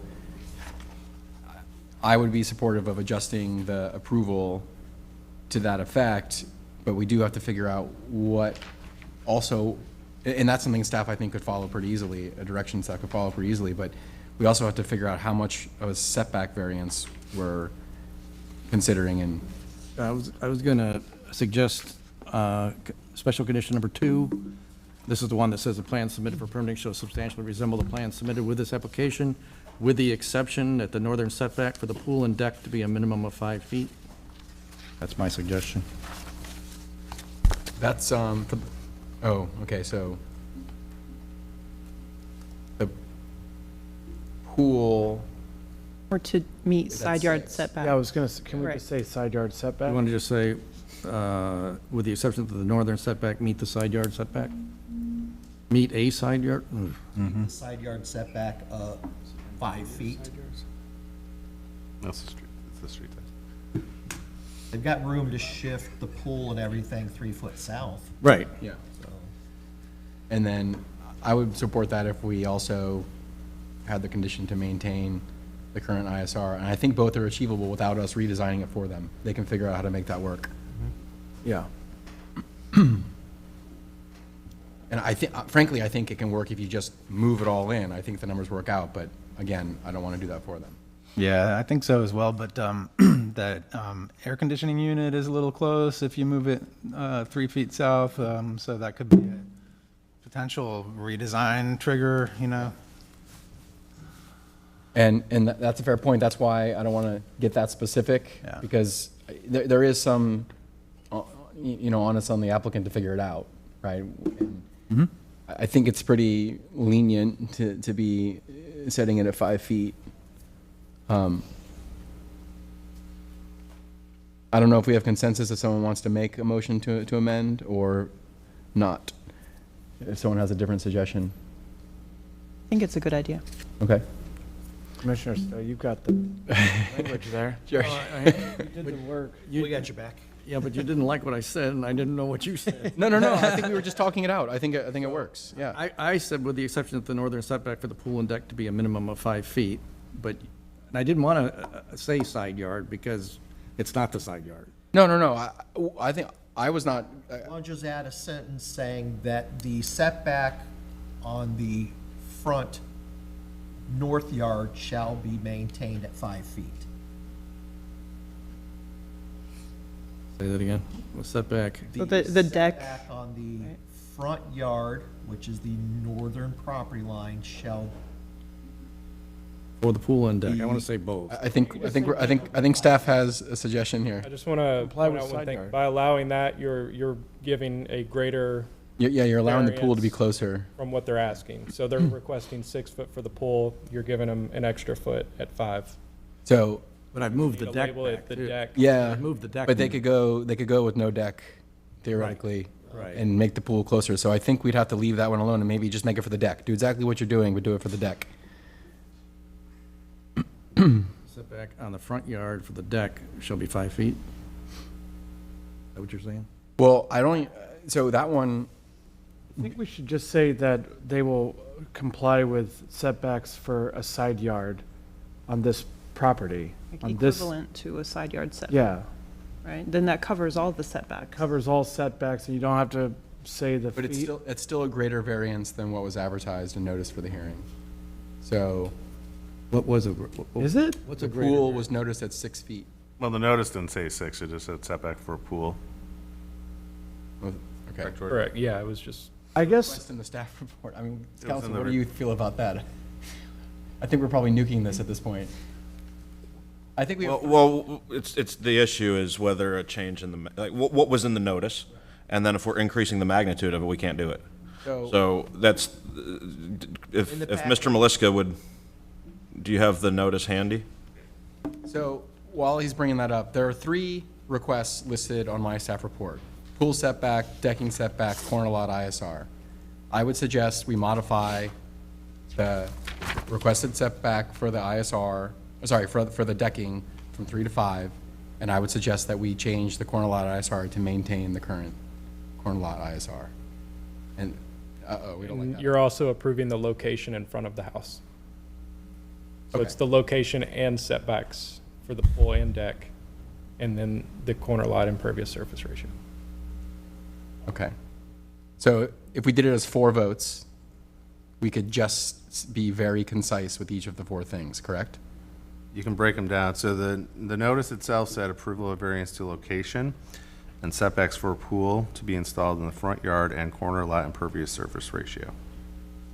So we could approve the location and then approve the magnitude of the pool and approve the magnitude of the deck and approve the magnitude of the ISR. Yep. Yes. Yes. Got that, Gary? No. That's what I thought. You know, you've But we're- lost me. But I don't we're know how adding, we're going to. we're adding conditions of approval, though. Well, yeah, that's what I'm saying, because I don't think we are. I think, with staff, what direction, if we vote those 4 ways, does staff have the direction they need to approve whatever design changes are necessary? I think we're going to change that first condition just to maintain the existing front yard. So that would have to be.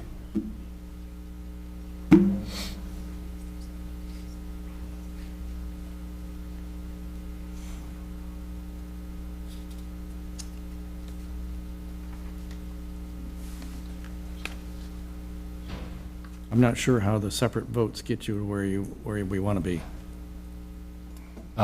It just allows us to change the setback for the decking. In the motion or in a condition? In the motion. We don't need to change the setback for the pool that's requested. It's already at 6 feet. So we don't need to reduce that to 5. What we need to do is increase the requested for the deck to 5 feet.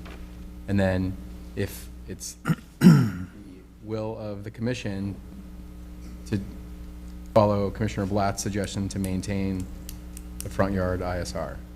But aren't we voting on a change to that, The deck. from 30 feet to 5 feet or 6 feet?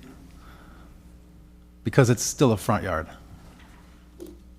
Right, we would still vote on it, but I think it'd have to stay 6 feet. I don't think we can make it 5 feet.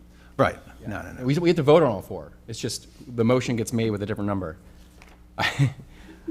I don't know. It's clear in my head. So if it's not clear to everyone else, we shouldn't vote on it that way. I feel like somebody needs to make a motion with decking, with the variance, the magnitude being reduced from 3 feet to 5 feet.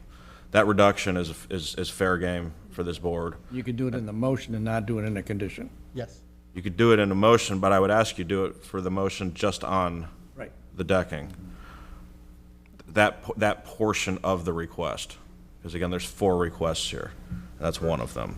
The first one could be approval of the variance to the location of the pool and deck in the front yard. Second one is approval of the variance to the setback for the pool. At 6 feet. Yeah. And then the other one would be approval of variance to the deck. 5 feet. 3 to 5 feet, and the last one would be approval of the front yard corner lot impervious surface ratio. Which whoever wants to make the motion can decide if we leave that the same or if we follow Commissioner Blatt's suggestion. That's the way. Okay. I'm ready to make the motion, but I can't make it. All right. I move approval of the variance to location and setbacks for a pool. No, wait a minute. You wanted to do. Do you want just allowing a pool in the front yard? Right, exactly. So let's do that Mo- one first. Move approval of a variance to the location of a pool in the front yard. And deck. Pool and deck in the front yard, subject to the special conditions. Second. Yes. Blatt, Yes. Stowe, Yes. Singleton. Yes. Reale, Yes. Flint, Yes. Badalow, Yes. Hugglestone. Yes. That motion passes unanimously. All right, so, Then you do it for allowing the pool at 6 foot. approval of a variance to location, how do you want to do that? Approval of the Setback for the pool. For the pool. Move approval of the variance to the setback for the pool of 6 feet. And deck. No. It's just pool. It's just a Pool. pool, 6 foot. Subject to Subject to special conditions. Second. Blatt, Yes.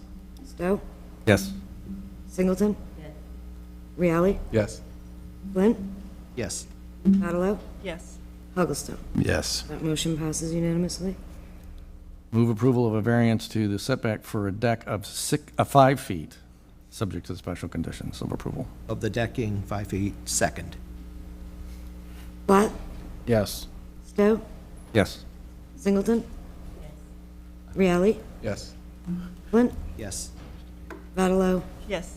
Hugglestone? Yes. That motion passes unanimously. I'm going to. I would like to. I was going to say, I'm going to defer to you, Mr. Okay, and let's see if I can get this. I wanted to make a motion to maintain current impervious surface ratio of the front yard as part of the, subject to the conditions of approval. Clear enough for staff? Are we amending any of the conditions of approval? Apparently not, no. No. There is one additional that we've been adding that I would like to add. Okay, well, What do you withdraw the Let's motion? go with this one first. We have to say if it's amended conditions. Is it a condition? Yeah, just like we've done on the others with the pools in the technical. Well, no one seconded your motion, so he Does can he make have a to motion. withdraw his initial motion? no, it can, Be a substitute. yeah, you can have one substitute motion. Here we go. I'll take my motion back. Okay, so it's off the table anyway, so, all right. Commissioner Flint. Condition of approval that fencing shall be no taller than 4 feet in the side yard setback. That's what we've always done on these, where we've approved the pool in the front yard. We remove their right to put up a 6 foot, anything above 4 foot on the side yard, which looks like the front yard. Street side yard. Street side yard. Street side yard. So I move to limit fence height in the street side yard to 4 feet. Is this an additional special condition? Yes. Okay, so we're gonna add it. Yeah, that would be Fence or number wall? 5. Fence or wall. Thank you. So that's the north boundary? That's the No, east, west boundary. West, okay. Second. Platt? Yes. Stowe? Yes. Singleton? Reale? Yes. Flint? Yes. Badalow? Yes. Hugglestone? Yes. That passes unanimously. Okay, now I'd like to make a motion to maintain the front yard existing front yard impervious surface ratio, subject to the conditions, amended conditions of approval. There you go. Is it the front yard we want or the corner lot ISR? Which, It's front slash corner. I mean, it's really we go by corner, is how we refer to it in the codes. the but corner it's the same, okay. Second. Still read my second? I did, yeah, I did. Okay. Platt? Yes. Stowe? Yes. Singleton? Reale? Yes. Flint? Yes. Badalow? Yes. Hugglestone? Yes. That motion passes unanimously. Okay. Normally, I would say a break here, but we owe it to the audience after that debacle to move on and do at least one more before we break. So we're going to move on to case number 2554000021, 3100 52nd Lane North. Good afternoon. My name is Chelsea Freeman. I'm planner with Development Review Services, and I have been sworn. Cover. The subject property is located at the convergence of the 52nd Lane North and 31st Avenue North. This subject property is located within the NS1 Neighborhood Suburban Single Family District Number 1 zoning district. It is within the Brentwood Heights Second Edition subdivision, which was platted in 1957. It is Block 5, Lot 33. The subject property measures at its midpoint 81.5 feet wide and at its midpoint 131.25 feet deep, containing approximately 8,661 square feet in total area. It contains a single-family residence, which was constructed in 1959. The request before us today is approval of an after-the-fact variance for the interior side yard setback for an existing covered patio structure. The covered patio, referred to in the application as a pergola, was built approximately in 2018 by the previous property owners, as demonstrated in historical aerials. A codes case was initiated by the neighbor to the north against the interior side yard on August 30th of 2024 related to stormwater runoff entering their backyard from the covered patio structure. The current owner acquired the subject property by inheritance in December of 2024. Here we see on the right-hand side a total aerial survey, and then on the left-hand side a magnified portion just showing the area where the pergola existing. The interior side yard setback to the north is written as 5 foot 5 inch, thus 5.4 feet. And the rear yard setback to the west is recorded at 7 foot 6 inch, 7.5 feet. Thus, the rear yard setback is sufficient, meeting the required 7.5 feet to the rear, but the interior side yard setback to the north is insufficient, where 7.5 feet is required and 5.4 is existing. We also note the 5-foot utility easement to the rear that the structure is located outside of. Here we have some photographs as provided by the applicant. On the left-hand side, we have the recorded measurements included in the photograph, where the beginning of the roof line is at 7 foot 9 inches, and the extreme peak of the structure is at 12 feet tall. On the right-hand side, we have a view from the attached patio that is looking south across the backyard.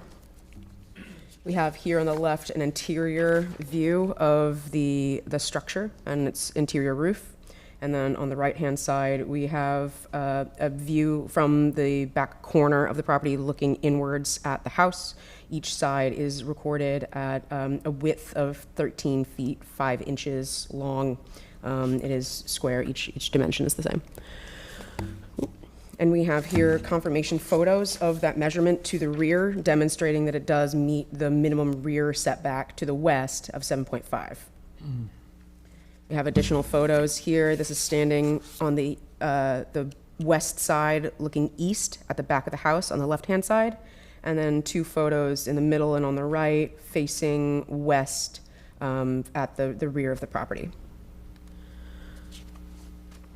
It is notable that the surface, the entire total property area that was initially included in the application was too much area, but the adjusted percentage that I obtained still put the total impervious surface ratio of the whole property at 24%, where 60% is the maximum within the ISR allowable in NS1. And as part of this, a mitigating factor that has been proffered by the applicant is the development of a rain garden, which the detail is included on the right-hand side. This is an effort to mitigate the stormwater runoff experienced by the codes compliance complainant that is located to the north side of the property. Here we have a visual demonstration of the neighborhood support signatures that were provided with the application. 8 signatures were provided, where number 3, one of the signatures, was located outside of the immediate vicinity of the neighborhood. It is notable that signature number 7 is the complainant from the codes case. They're now supporting the application. However, there have been additional public comments that were received since the publication of notices. To the south, we had one neighbor that inquired, that is displayed by the blue dot, that just expressed neutral inquiry. To the west, we have an opposition email. This was provided to you at the start of the hearing. There are photographs in the back of it. I believe this homeowner may have submitted a blue card and is potentially here to speak on their behalf, but they expressed similar concerns of flooding from the roof effluent coming from the structure, affecting their yard and approaching their rear door of their house. Staff finds this proposal to be inconsistent with the standards for review for variance applications, and thus staff recommends denial of the variance application. Should the proposal be denied, the applicant must remove or relocate the covered patio to compliant setbacks. Should the proposal be approved, it would be subject to the special conditions of approval as outlined in the published staff report, which include after-the-fact building permits and altering the gutter system and or installing the proposed rain garden to best mitigate the roof runoff as was proffered by the applicant. Thank you. Questions for staff? Do you have the ability to pull the staff report up on the screen, or no? Yeah. You do? Ms. Kayla maybe does.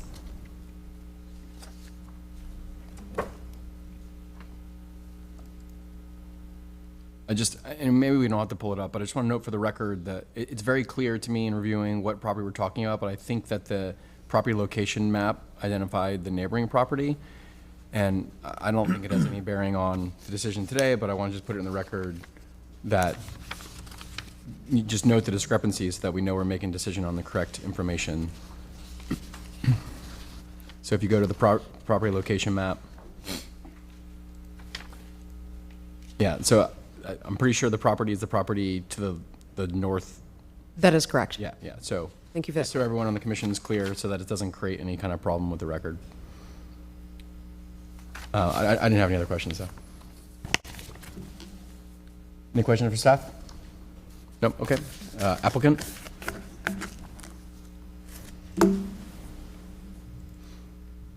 Hello, everybody. I'm Wydell Simmons, 2644 3rd Avenue in St. Petersburg, Florida. I'm a contractor in St. Pete, and Chris Maher contacted us because he got a code complaint from his neighbor, and I believe it's the neighbor to the west, not the north, from what I understand. So the neighbor... You've been sworn, just to confirm for the record? I have been sworn. Thank you. So the complaint says that during heavy rains, all the water rushes into her yard, and it is associated with the pergola. That could be true. We would like to put in a rain garden to prevent the water from going into her yard. I also want to point out that the entire lot, the entire length of the lot tips and has about a 1 foot drop every 10 feet, so like a 1 in 10. So all the other water would still run down into her yard if it was to be removed. It does encroach into the setbacks to the north, 18 inches. I believe it's a 7 foot setback. We are 5'5" off of the fence line or the property line. But whoever built it probably used a rule of thumb in St. Pete where it is 10% of the frontage of the survey, which would then put it at 5'5". They did make the back one appropriate, so I think it was a miscommunication to whoever built it in 2018 for the person that owned the home then. Chris Maher's father owned it, and he has since passed away, and Chris Maher has the property now. He would like to keep the pergola in place because that is where him and his father spent all their time. His father was disabled. He was in a wheelchair. There's a sidewalk that goes out to it. It is located close to the back door of the home, so that they thought that would be the most accurate place to put it for his ease to be outside, out of the weather. 8 of the neighbors support it, and we would like to appease the neighbor behind and put something in line that stops the water from the pergola shed into her backyard. Our objective is to get the variance approved to leave it in place because picking it up and moving it would be a huge expense to Chris, and then taking it down and rebuilding it would be like over 10 grand. I'd like to get a after the fact permit for him and allow him to keep it there with your approval. Any questions for applicant? No? Thank you. Blue cards?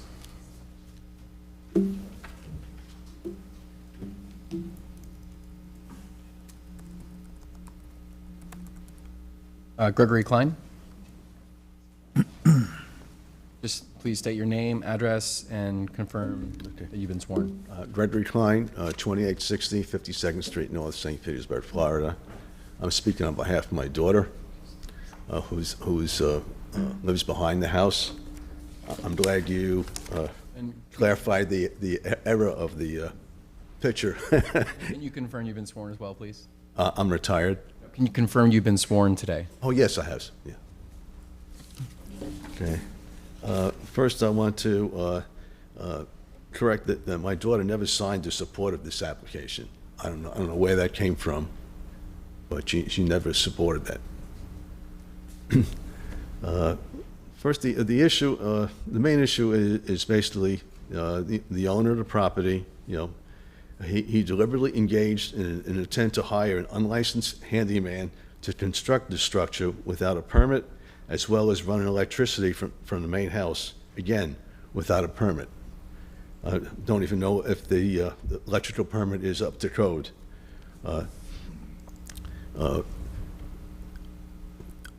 Even though the setback, if the city was still here, I would want to clarify the setback is 7.5 feet, or is it 10 feet from the rear of the house?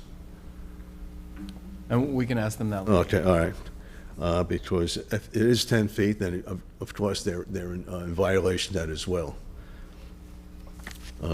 Basically, my daughter cannot use this property anytime we have heavy rain. And unfortunately, with the global warming, it's only been more of an effect, past couple of years, to the point where, she was complaining to me, and I told her, listen, file a complaint with the city. We need to get something done about this, because I mean, you should have received pictures from the back of the house, and where the whole yard is flooded, as well as sometimes it got into the back room of the house.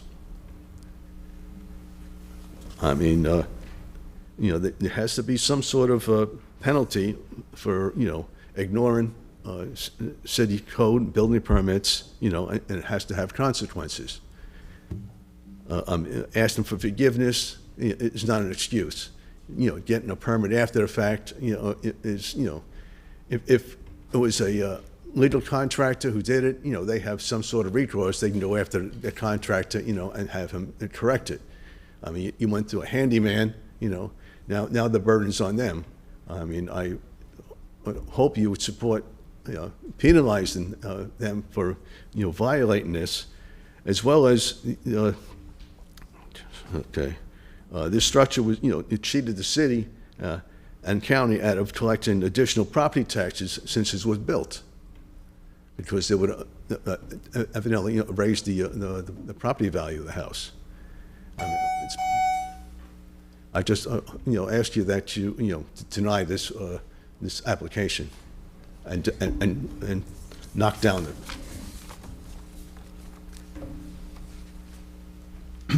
Are there any more blue cards? Just the one? Just the one. Okay. City, do you have any cross? No questions, thank you. Can you confirm the setbacks just based on the public? I do thank the applicant for the clarification, and I am confirming on attachment G that there was a mistake in the staff report, that the complainant was the person to the west who provided that email with the photos. And the 10-foot setback, as is required for NS1, is for a detached living space. 7.5 is for a covered patio. There are no walls on this structure, so 7.5 is correct. Okay. Applicant, do you have any cross-examination questions?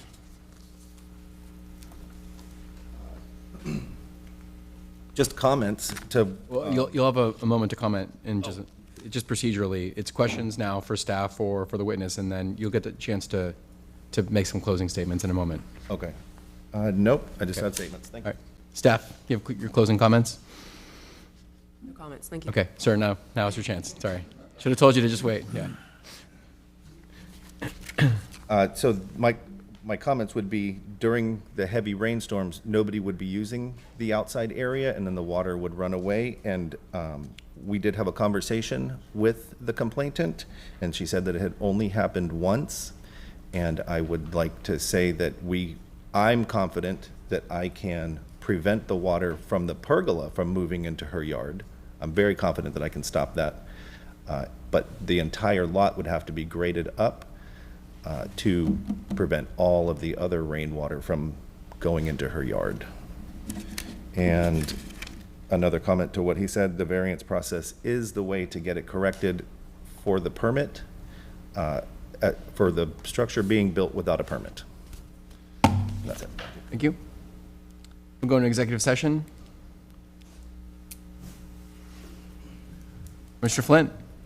We haven't heard anything about any hardships here, anything unusual about the property, so I don't think this qualifies for any kind of a variance. It was built without a permit. I don't think it's going to necessarily solve anybody's drainage issue. When you look at the aerials, there's several other houses in the area that have more impervious surface in the back area, quite a bit more impervious. You know, the drainage issue could be exacerbated some, but the fact that it gets moved another 2.5 feet away from the property line, I don't think it's really going to affect it. The water's going to shed there. So our focus is on meeting the setbacks. And yes, it costs money, but it wouldn't have cost anything additional if they had pulled a permit and put it where it should have been. I guess my concern is that it isn't the owner of the home who did this. They inherited it. So normally I'm like, yes, but they inherited it. Yeah, but you. The argument here is that it's expensive, and when you say you inherited the home, that kind of takes away the argument that it's too expensive when you got a home essentially inherited for nothing. It's a 2.5 foot setback addition that they have to add, and there's no hardship here. It's a financial hardship, but that's not one that we consider on this board. Yeah, I agree that when you inherit property, you're inheriting the benefits and the liabilities, right? And unfortunately, in this case, this is liability and a violation. I agree with you, Commissioner. I don't think that it really matters one way or the other if this is causing the flooding or not. I think it was built in violation, and therefore it needs to abide by the setbacks. And I'm looking at a photograph that's away from the adjacent owner and away from the pergola, and what a shame. The yard is huge. Yeah. There's plenty of room to just move that over. I was actually thinking the same thing, whereas, you know, it's the opposite of a hardship. There's actually more room in the backyard. And oh, yeah. They have a very low ISR right now, so it's a shame where it was put where it was put. Yeah, it's a double shame, too, because I think that the gentleman who spoke for his daughter brings up very valid points. I don't know that they're going to fix the problem at all. It's kind of a problem everywhere where you get more rainfall, it's going to shed someplace. If the applicant's property has not been recently built and, you know, 3 foot of fill put in there and they regraded it, I doubt this pergola is going to throw off that much additional water. It's going to add a little bit, but not enough to flood into the house next door, I would think. That seems excessive. Just natural. Right, we can't go back in time and know whether or not this was a result of the flooding, I'm saying, was a result of regrading that may have taken place by the handyman or whoever built it. It's also possible, yeah. Yeah, but it is a separate issue. It's unfortunate, like you said, that this was constructed where it was, given so many opportunities. But yeah, in my opinion, this maybe it'll be a little bit of a cost, but it can be moved, you know, if you shore it up, cut the columns, move it, splice them to new bases or something like that. It's not the end of the world. It's possible, it's feasible, and there's plenty of yard to do it. Sounds like there's consensus. I'll entertain a motion. I would move approval and after-the-fact variance for interior side yard setback for an existing covered patio structure, subject to the special conditions. Second. Let me, I'm sorry, let me ask a quick question. One of those special conditions is that they put in drainage. Okay, never mind. No, you can't. Yeah. Yep, never mind. I knew you were going with that, but Yeah. I think that works. Yeah. Platt? No. Stowe? No. Singleton? Yes. Reale? No. Flint? No. Badalow? No. Hugglestone? No. Motion fails. Do we have stamina for one more, or do we need a break? All right. We'll go to case number 2554000028, 7208 7th Avenue North. Good afternoon. Again, my name is Chelsea Freeman. I'm a planner with Development Review Services, and I have been sworn. Subject property is located one property in from the intersection of 7th Avenue North and 72nd Street North. It's displayed here. Subject property is within the NT3, Neighborhood Traditional Single Family Zoning District 3. The property, it measures 75 feet wide, 127 feet deep, containing approximately 9,522 square feet in area. It has been developed with a single-family residence constructed in 1951. The request is to approve a variance to install a front-loading driveway.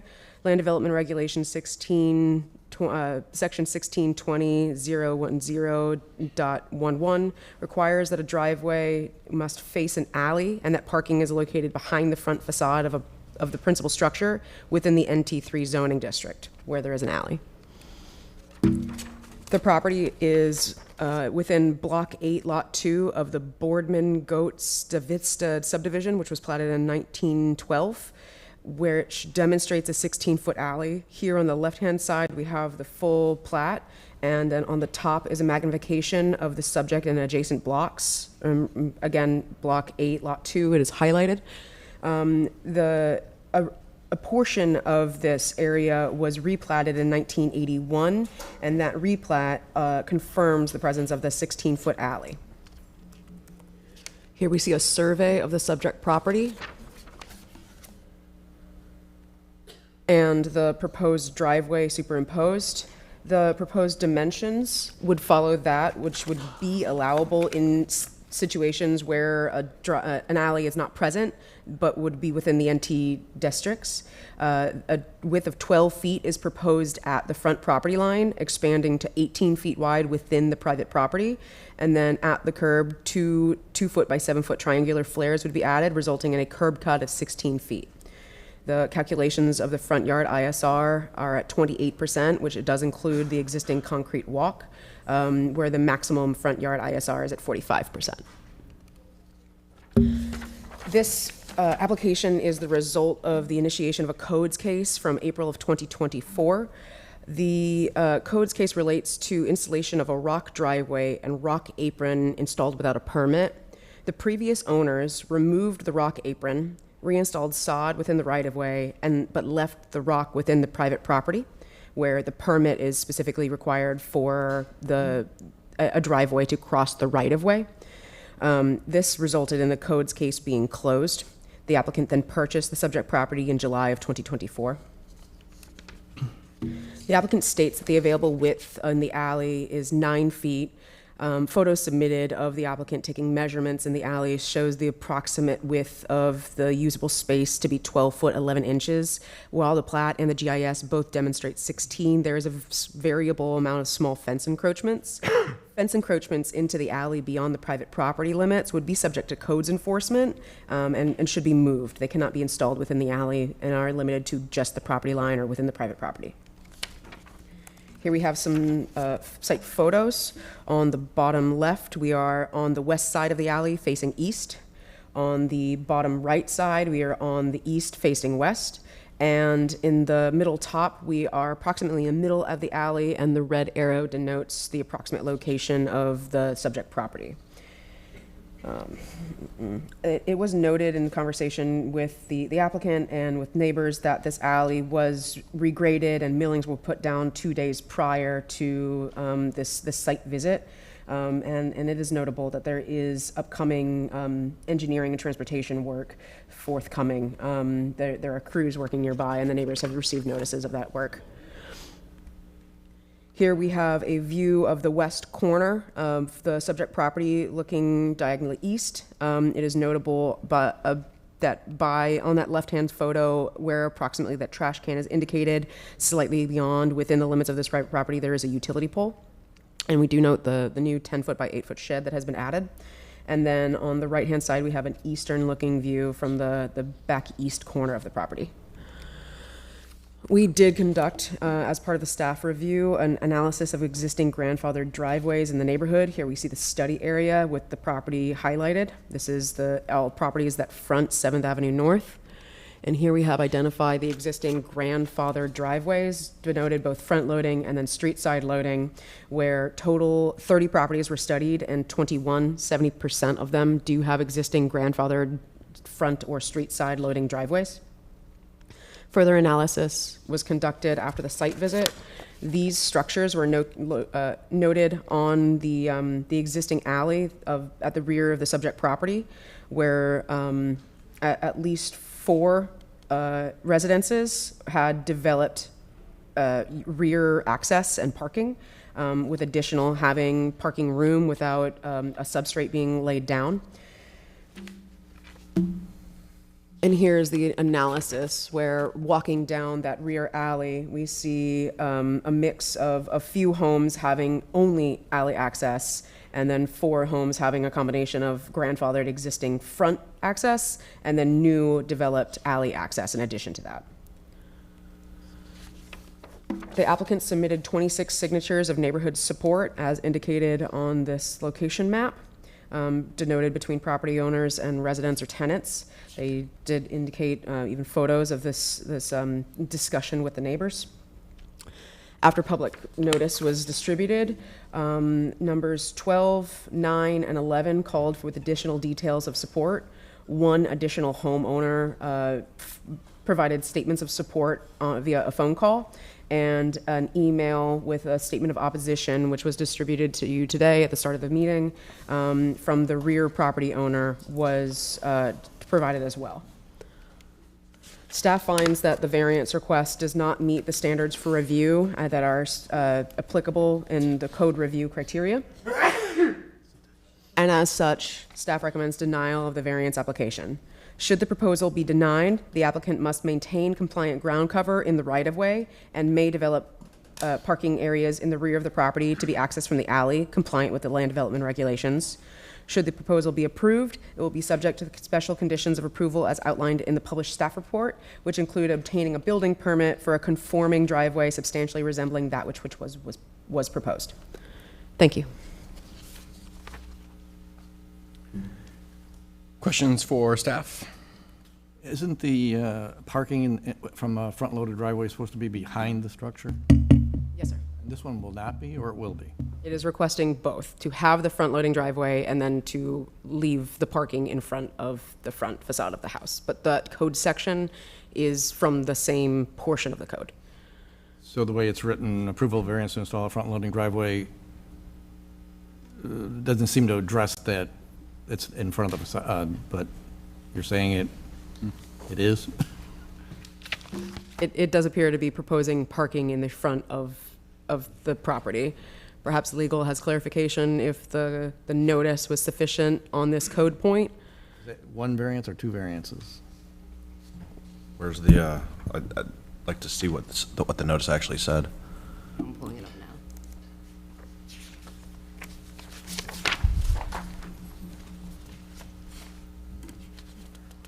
Approval to of a variance to install a front-loading driveway.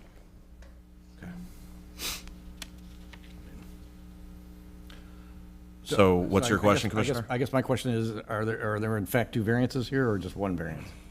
I mean, obviously it was noticed as 1, but it's not meeting code for where the cars are going to be parked also. Ms. Freeman? I don't know that that's a legal question so much as like, what's your view as the planner on this? Where it's prohibited by NT code, it's only allowed in circumstances where there is no alley to have it, and then in that circumstance, it must be behind the front facade.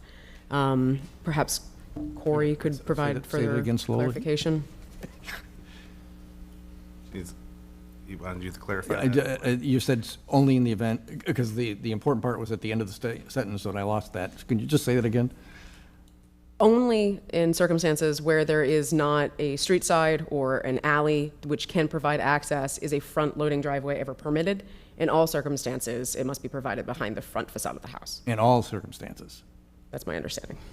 Yeah, so, I mean, the code's going to say driveways and garages, you know, basically for the vehicle connection and parking. This is under the design section of the code as part of it, where it talks about, you know, driveways and garage doors shall face the alley, and then where there is no alley, driveways and garages shall face the side street and shall be restricted to the rear 1/3. Again, this is coming into a non-corner lot.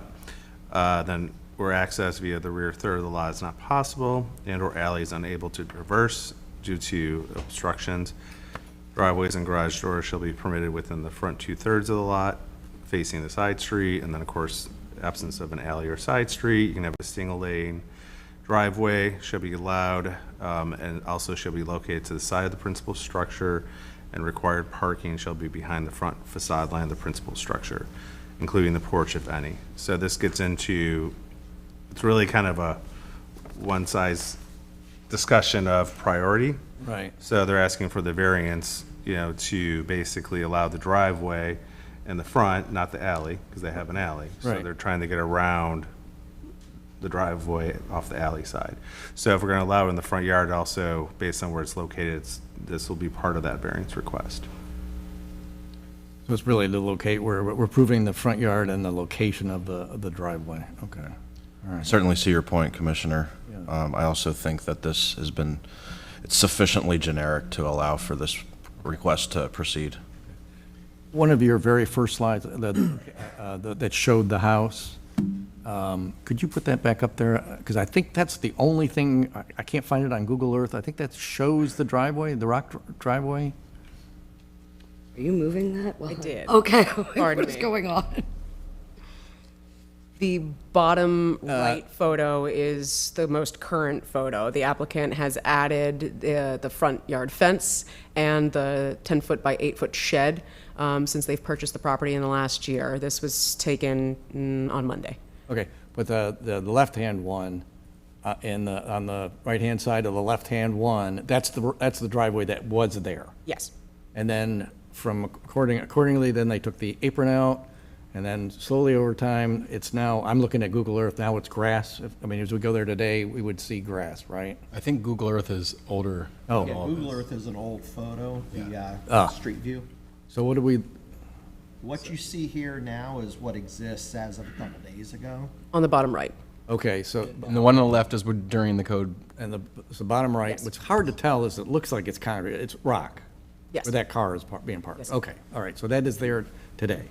Wow. During the codes case, it was identified for lack of permit for a driveway, which the permit is required for crossing the right-of-way. In order to close the codes case, the previous owner removed that apron. There is no violation for having rock within the front area. It was described that this could be in conversation with the applicant, that the existing rock area could be a deck area. It doesn't connect to the right-of-way. And then the applicant identified this issue at which she purchased the property thinking there was a driveway, but there not being a driveway when she came in to obtain a driveway apron. What was the timing of that codes case? When did it get cited and when did it get resolved?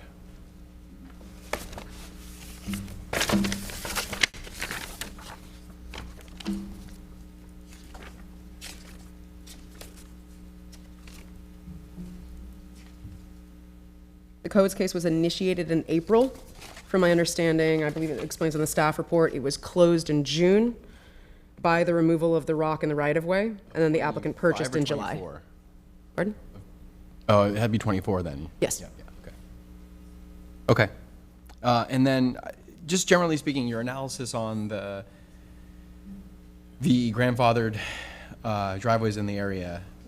When we see that analysis often when we're talking about splitting lots and going back to platted lots, and often staff is using the percentages to help in their decision. Here, it's a pretty high percentage, but it doesn't sway you. Can you explain that? And I'm not saying that I disagree. I'm just curious. Those driveways were developed when we did not have standards prohibiting it.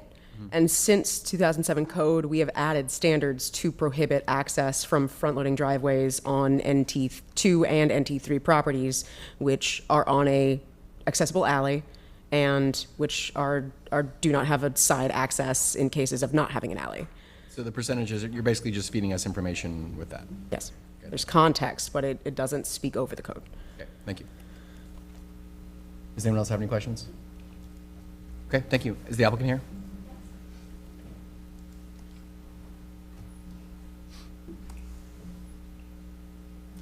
Then I do have, perfect. Is there any way that I can control? Yes, you can. And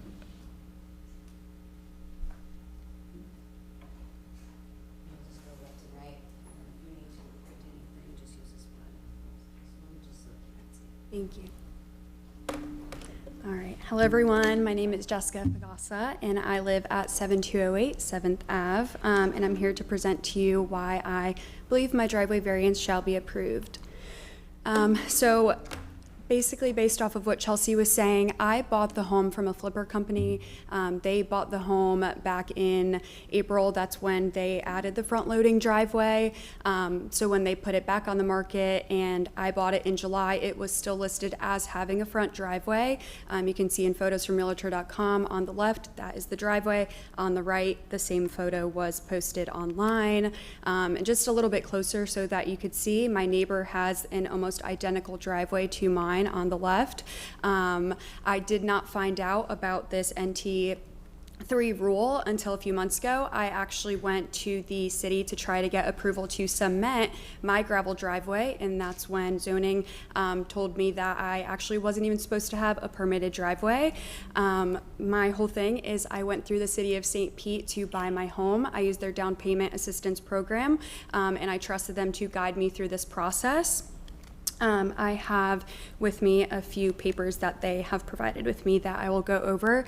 This is my home now. As you can see, we have done many things to try and improve curb appeal, and the driveway still stands. I have not done anything to it since it was put in, and I moved in the home in July. So a barrier, because when I went to the city and zoning told me this, I figured, well, maybe I can just try to put it in the back alley. I just have a little bit of zoomed in pictures. The last photo, you can see that the street utility pole is 6.5 feet from the fence on the right side.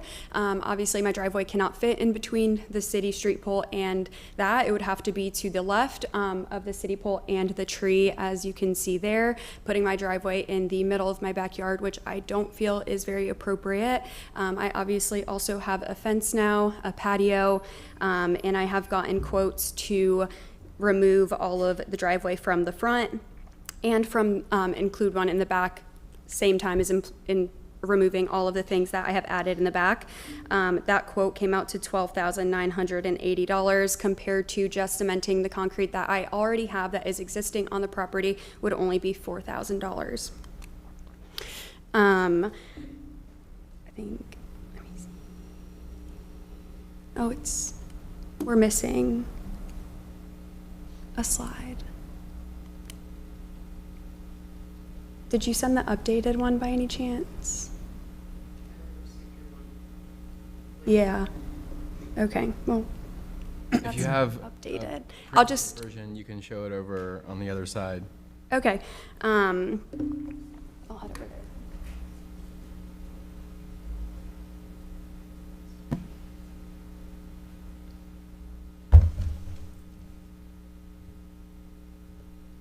Okay, so through the city program, they have a lot of requirements to be able to meet the assistance for the down payment. One of the requirements is that inspection form, which I did, and out of 113 pages of my inspection report, the city came back and prepared a list of 16 items that needed to be fixed prior to closing, ranging from electrical repairs to pest inspector requests, but they failed to ever mention anything about the driveway that was listed in the inspection report. Again, I went to them and I trusted them to make sure everything was set and correct for me purchasing this home, as I am a first-time home buyer, and they failed to disclose any of that to me. And then on the right, LaShonda Battle, City of St. Pete employee, stating that no after-the-fact permits were needed for work done on the home before I purchased the homes from the flippers. Again, that leads me to believe they knew about it and they said that there wasn't a need for the permit. Can you go back to my PowerPoint?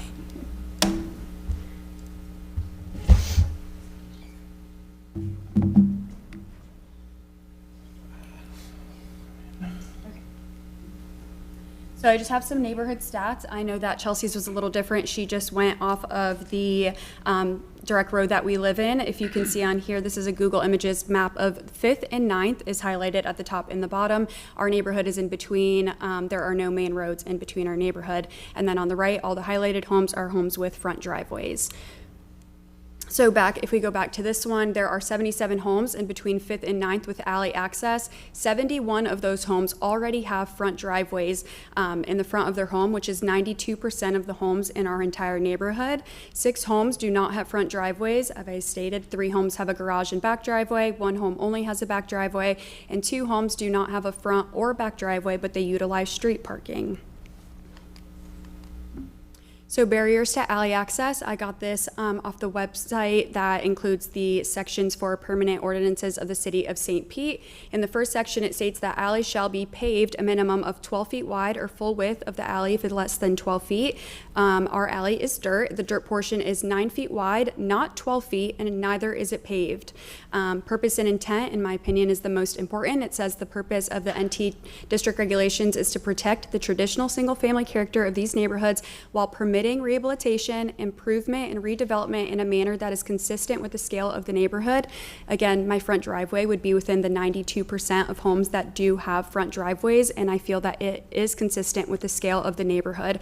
I'm really not trying to be difficult, and I'm not trying to ask for something that would not be consistent with the scale of our neighborhood. And then also it says that street standards are intended to preserve the alley as a mechanism to provide limited access for parking, which I'm trying to do by keep my driveway, and then have utility functions in the rear of the site. You can kind of tell in here, but all of the city utility poles are in the back, the sewer systems are through the back, and so is sanitation. This is ClickFix, an app that we use in St. Pete to get things fixed in our neighborhoods. As you can see, I've provided screenshots where resident reported potholes and overgrown foliage debris back in September. The city acknowledged it on 9/13. They assigned a team till 9/17. We did not see any improvement since then, but this year on May the 3rd, they acknowledged it again, and then they performed their repairs on 5/27. This photo was taken a few hours after their repairs were done. They have since further not come back out and fixed anything further.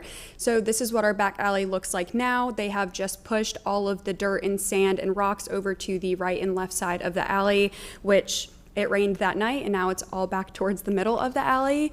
My neighbor sent me the photo on the left of his foot in the back alley, and as you can see, it's not just water that's just a few inches over the top. In the right, you can see my shed is pictured. I would really love if I wouldn't have to put my driveway there and drive through flood waters every time that it rains. Again, this wasn't a storm or hurricane, it had just rained overnight. This was taken a few minutes after the picture I just showed you. This is the front of my home. As you can see, it's very well maintained by the city. We have drainage systems in place and it does not flood. Again, I would like to keep parking on this area of my house versus the back. So I told you a little bit about the utilities that are always in the back. Our roads are very often closed due to sanitation issues, sewer system issues, and power lines. So this time, this picture that was taken, the road was actually closed for 6 days, which prohibits us from getting access to the back alley. Just some more photos. As you can see, there's a mattress. People, obviously that's where our trash goes, so people have been throwing everything back there. The other week, one of my oppositioners had put his washer and dryer to sit right in front of our property line in the back alley for weeks at a time. And then we have neighborhood support. I love my neighbors. They have all been really great. I got signatures from 26 households in one day. Majority were not aware of our rule, as 92% of our neighborhood has and utilizes their front driveway. No one that we had talked to had any sorts of complaints towards it. Many neighbors stopped by to tell us they reached out to the city during this process, which Chelsea did talk about. A lot of them do wish they were here today to show support for the variance. And I do have one of my neighbors that will speak a little bit more on my behalf as well. Thank you. Any questions for the applicant? I have a question. Yes. In the photo with the foot in water, how deep was that water? Was it 2 foot deep or was it 2 inches deep? I would assume it would just be a few inches deep, but again, that was only rain overnight. Drive through 2 inches of water? And yeah, you can, but it's not ideal. I'd like to ask you if you'd rather drive through that versus the front as well. Okay. Just trying to clarify what we're dealing with. This is something that pops up in this neighborhood, and we've had similar cases, so. Okay.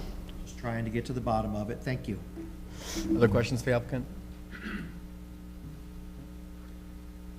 Okay, blue cards.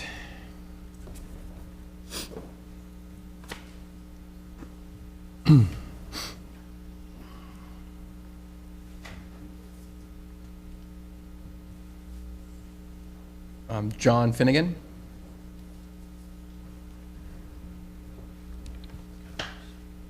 Please state your name, address, and confirm that you've been sworn.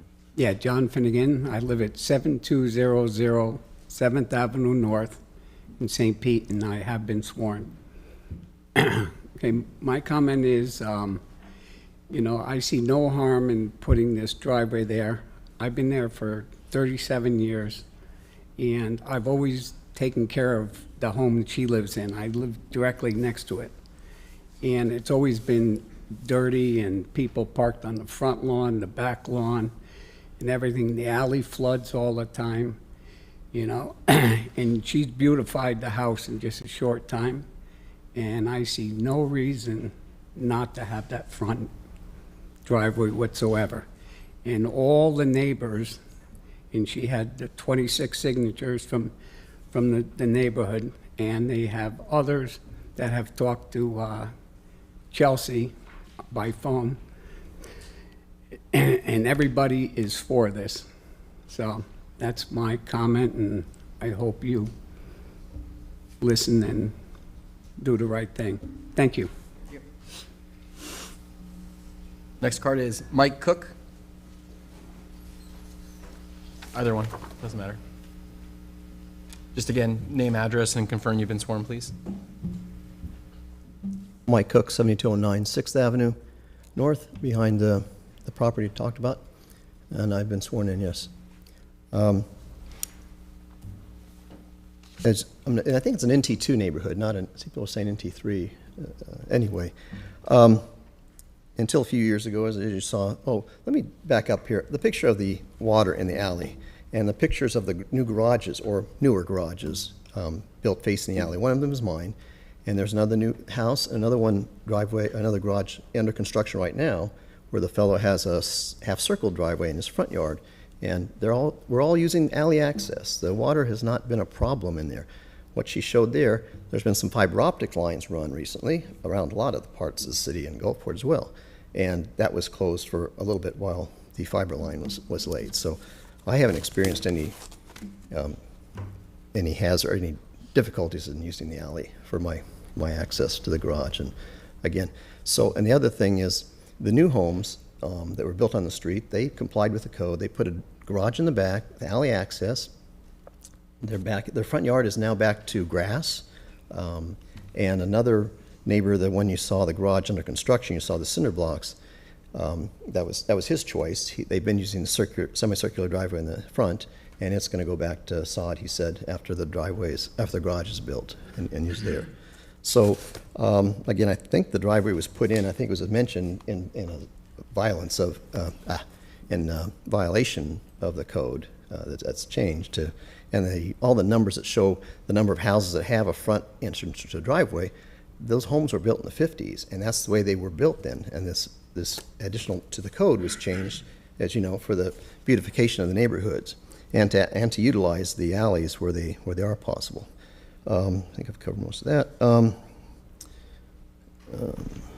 So I think that with the new homes, putting the garages in the back, show the code is working, and it's going to take a lot of time, but the neighborhood will, have a different look over time when the more garages are built in the back. Thank you.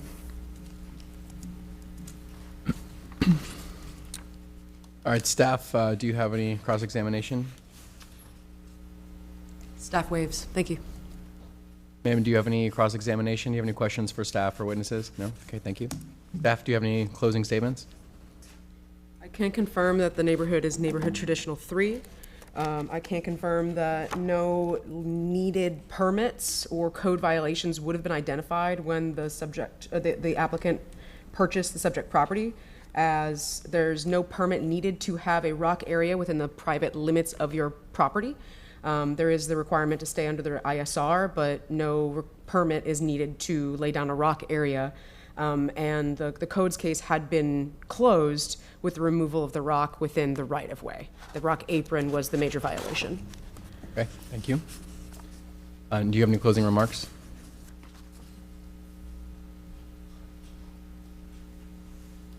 I just want to kind of go back on what he was saying. My home is not a new build. My home was built in the 1950s. I did not build this home and put the driveway in on my own in spite of the city. So I bought the home with it, and I hope that you respect that. Thank you. All right, we'll go into executive session. We've had other similar ones in this, and again, if you have an alley citywide, it's you access off the alley.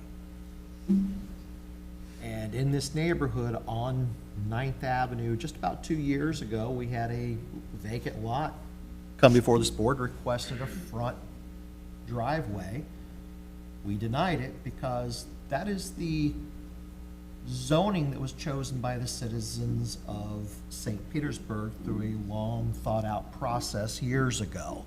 The city doesn't just randomly make up rules. The city involves many, many public meetings, public hearings to determine what do the citizens want for their neighborhoods.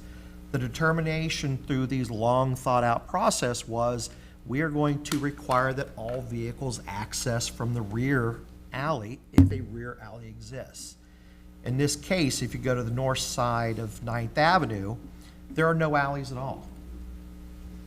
The applicant of the property we denied a couple years ago on 9th Avenue, the front driveway, if you look out the front window, every single one of them had a front driveway. Why? There's no alley north of 9th Avenue. Now you have a beautiful single-family home, non-auto-centric front yard, without all the concrete, without the shell. They've got a great backyard access into the garage now. On this same alley, there are some other new homes that have the rear loaded.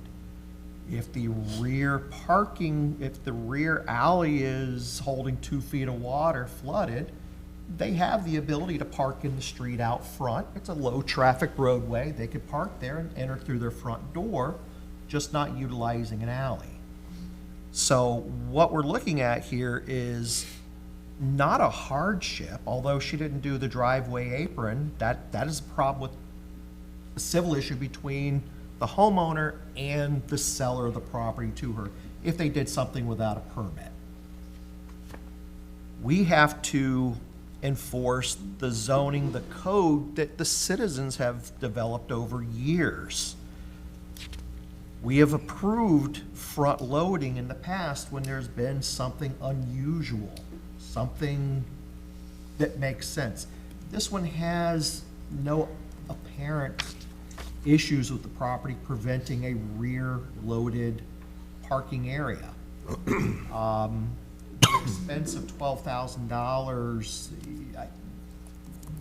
they could probably do gravel in the backyard, maybe concrete, but I think here's all they have to do is remove what is in the right-of-way, the apron, to eliminate the front from being a driveway. They would not be allowed to park in the front, but again, they could park in the street if there's a problem for whatever reason getting rear alley access. So I can't support it because that does not meet the intent of the zoning. Now, my personal preference, I have a front-loaded driveway. Nothing wrong with it. All my neighbors have front-loaded driveway, but none of us have access, so we have to go through the front. We have to be consistent when we make these decisions in a neighborhood. We've already denied others the front-loading driveway. If we just start basing it upon just we feel like it, there goes the code, there goes the zoning, there goes the character of the neighborhood that the city is, that the neighborhood has chosen to have through the zoning changes years ago. So I have no further. Other comments? Yeah, I agree. I feel for the applicant because I understand what it's like to have some kind of preconceived notion about what you're buying, you know. But these rules, these policies exist for a reason. It's because we're trying to uphold the historic development patterns, whether 92%, if that's accurate, of the neighbors have front-loading driveways, I think is irrelevant. Those are things that happened in the past. We're trying to not do that anymore. And so that's why these policies exist. the alleys exist for multiple reasons, including utilities and trash pickup and vehicular access. And they're important to the function of our properties, and they're actually quite fine to use. I wish I had an alley behind my house, and I don't. I would have a hard time justifying any kind of approval of this, even though I feel sorry for you for having misunderstood that, and maybe you do have a civil issue with the seller. Yeah, I don't see any hardship in the application that would lead to that determination. There's nothing preventing a drive in the back. I have nothing. If Mr. Kieran were here, I suspect he would say, the applicant's working very good with the facts she has. She makes reasonable arguments under the purpose of the code, but limited access, I think, is vehicle access for the property. There's a hint of an estoppel argument and a very logical argument that's made, but the reality is this is what the code provides. And actually, while it wasn't said by Mr. Cook when he was up here, in his email, he talks about the effort that went into designing the standards for the NT neighborhoods. And the comparison isn't what counts here, and that's why I was kind of asking staff that. The comparison to the neighbors isn't what controls, and so I would feel the same way if I was the applicant, but I think this is more of a legal decision based on what the code says and what the hardship is than we get in a lot of cases. And we've got to be fair on this. We have to apply this fairly to everybody in the neighborhood. She's done a beautiful job of, that's a very nice house. I did a drive-by, beautiful house, drove down the alley. But that has no bearing on whether or not it's allowable. Right, the point is, The driveway. it's a very heavy legal decision, more so than a lot of other cases, that's right.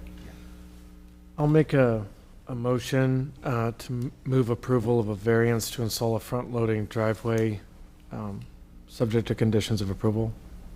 Second. What? No. Stowe? No. Singleton? No. Reale? No. Flint? No. Badalo? No. Hugglestone? No. That motion fails unanimously. We do need a break this time. We will take a 10-minute break. We're doing well. We're back on tracks. 10-minute break. So let's try and keep it to 10. Thank you.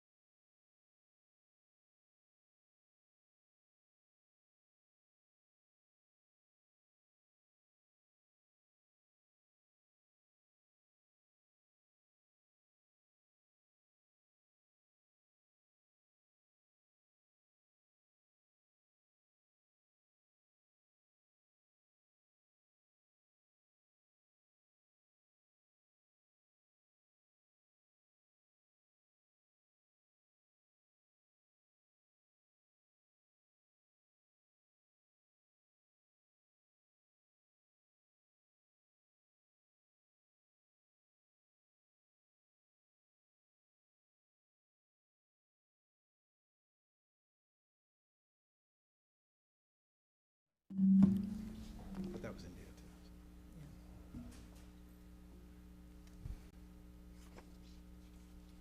Okay, we're back in session. We are at item 5, case 2554000024. Staff. Welcome back. Yes, Kayla, can you swear Tom in for me, please? Oh, yes. You swear or affirm that the evidence you're about to give will be the truth, and nothing but the truth. Thank you. All right, good afternoon. Katrina Luna Gordon, Planner 2 with Development Review Services for the record.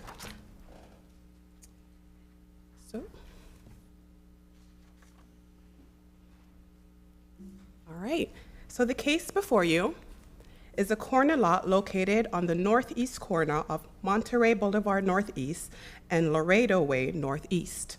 The subject property consists of a fully platted lot in the Snell Isle Shore subdivision. The lot is approximately 13,290 square feet with a lot width of 98.2 feet and a lot depth of 130 feet. It is located within the NS1 for Neighborhood Suburban Single Family Zoning District. The lot complies with the minimum lot width and area requirements. On July 15th of 2024, the property was approved under a building permit for the construction of a 2-story colonial revival style single-family residence.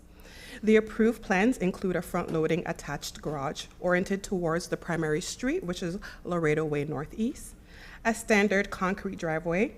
Applicant later added a circular driveway oriented off the street side, Monterey Boulevard Northeast, a front covered porch oriented towards the street side, and the installation of a public sidewalk along the street side. Here it is. And here's the subject property. So this is off of Monterey.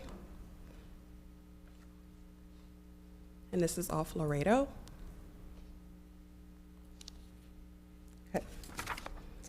The subject application requests a variance from the requirement to install a public sidewalk along the northern side of Monterey Boulevard Northeast in conjunction with the new single-family residence on the subject property.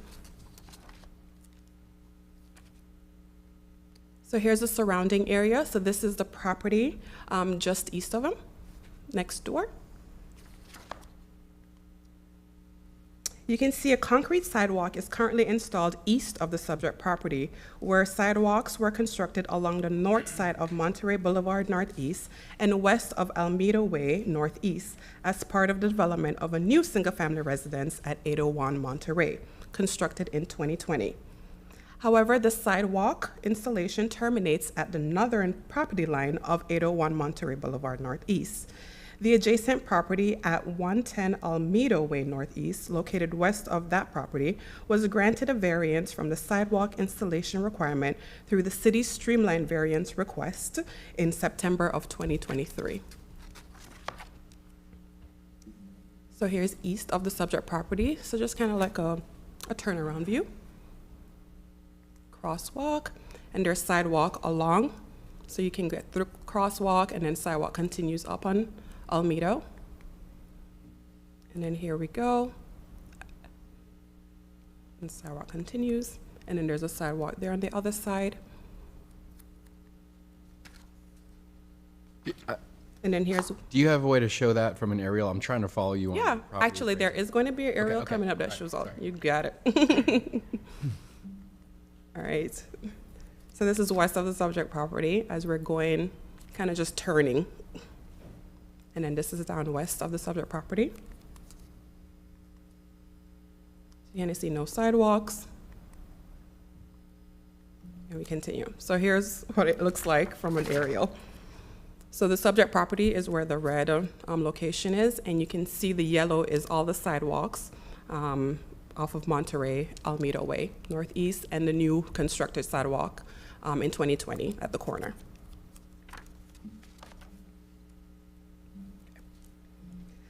While the lot conforms to zoning standards and no significant natural features are impacted, the request to omit the sidewalk is not consistent with the established pedestrian pattern along Monterey Boulevard Northeast. The lack of sidewalks along this section of Monterey Boulevard reflects the area's original development pattern and is not due to the applicant's action. Although the NS, Neighborhood Suburban District, allows for some sidewalk gaps, the request conflicts with city code and comprehensive plan policies that promote pedestrian connectivity and safety. The reasons cited by the applicant do not justify the variance, and no non-conforming uses were considered as justification. Memorandums from the Transportation and Parking Management Department, along with the Engineering and Capital Improvements Department, indicated objections to the requested variance, citing the following reasons. The subject property directly abuts an existing sidewalk to the east, and the City of St. Petersburg has an active Safe Routes to School sidewalk project in the general area. It is noted that the Snell Isle Property Owners Association supported the variance request, which also took into consideration the presence of existing crosswalks near the roundabout intersection. Those crosswalks provide pedestrian connectivity to the existing sidewalk on the east side of Alameda Way and the north side of Monterey Boulevard. And there are no public sidewalks extending westward into the interior of the neighborhood from the subject property. The applicant provided a neighborhood worksheet with signatures from 6 properties in the surrounding area and did mention 8. So there are 8 here showing on the map, and then black location mark is where the subject property is.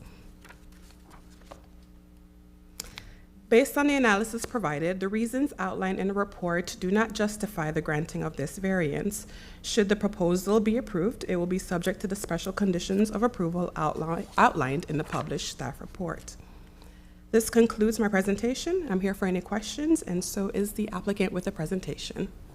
Yes. Questions for staff? This is a new home, is that correct? Correct. The site plan that's included in our packet? Yes. Was that part of the original construction permitted plans? Yes, that's a part of the building permit. Looks like the home is completed and occupied. Is there any reason why the sidewalk was not done and it was part of the site plan for the property? Correct. So upon construction, the applicant do have a temporary CO, so that's why they are able to be.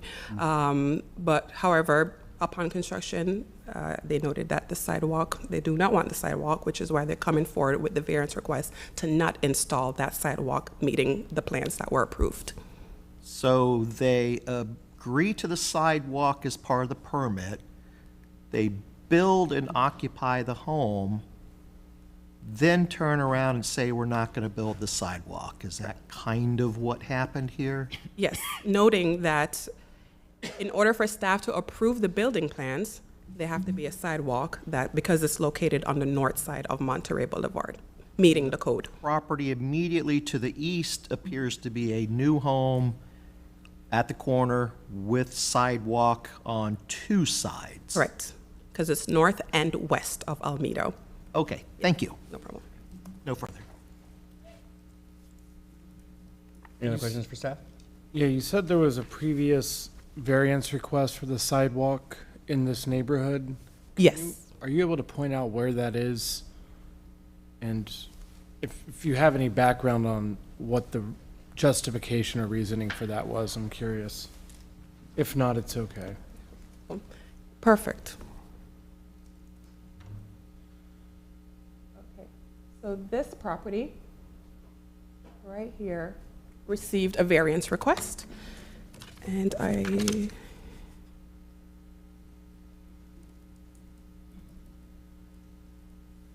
did not bring that variance with me. If memory serves me right, the request was, one, we've received common requests like this before, especially in the Snell Isle Neighborhood Association, because a lot of folks do not install sidewalks, so the request variances with staff. So we've supported streamlined requests such as this before. I have a question. Is it meant to be, are the sidewalks meant to be on the east and north sides of the road, and that would have been the west side of the road? So in neighborhood suburban, the code speaks to north and west sides of the road. North and west, okay. Thank you. No problem. But you do have, Thank you. on the east side of the road, there's a contiguous. Yes, correct. Okay, so there is a pathway. When you're at that intersection, the way the sidewalks are situated and the 3 pedestrian crosswalks, that allows anybody on any street corner to get to a contiguous sidewalk path to head north. By crossing, yes. Thank you. I'm sorry, I gotta pile one more on. Where staff supports the streamline request, but staff's not supporting this, can you give examples of how it might be different? And it's okay if not. I mean, we're going on these facts, but I'm just curious as to what might make staff support a request. Okay, good question. One factor, we're able to streamline it because there's an existing sidewalk there. The neighboring home that was constructed, they have a sidewalk, so the continuation off of Monterey will complete that block.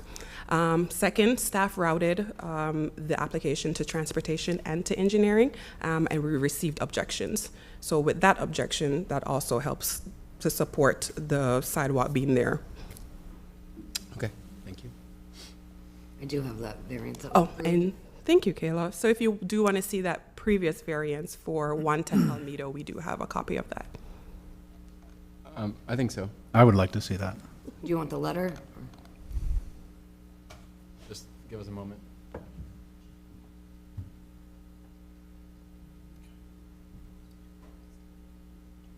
Is there a way to blow, I'm sorry, is there a way to blow that up some, or?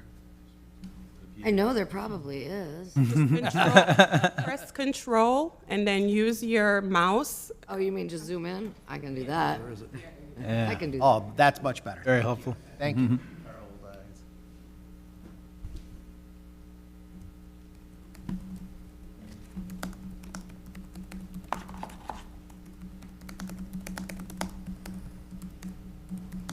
The last sentence of the middle paragraph.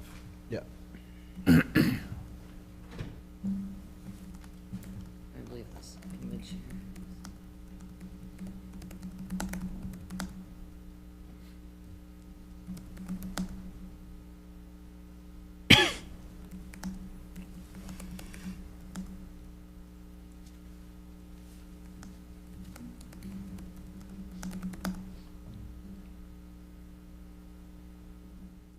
Would you mind scrolling back up for just a minute?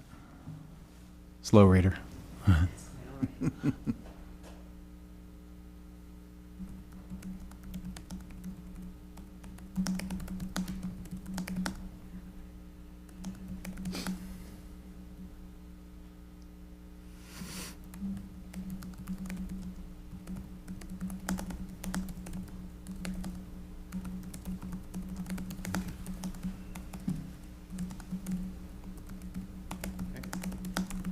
Any other questions for staff?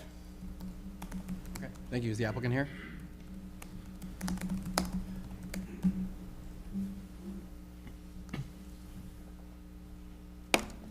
Michael Simon, on behalf of myself and my wife Lowry, 831 Monterey Boulevard Northeast, and I have been sworn. First, I just want to briefly thank Katrina. The city's got a real gem with her. She's been excellent to work with, highly professional, responsive, and I wish we were on the same side of this. Unfortunately, we're not, but I just wanted to commend her for working through this with us. I did want to briefly address a quick comment by Commissioner Flint. You had asked about the approved site plan and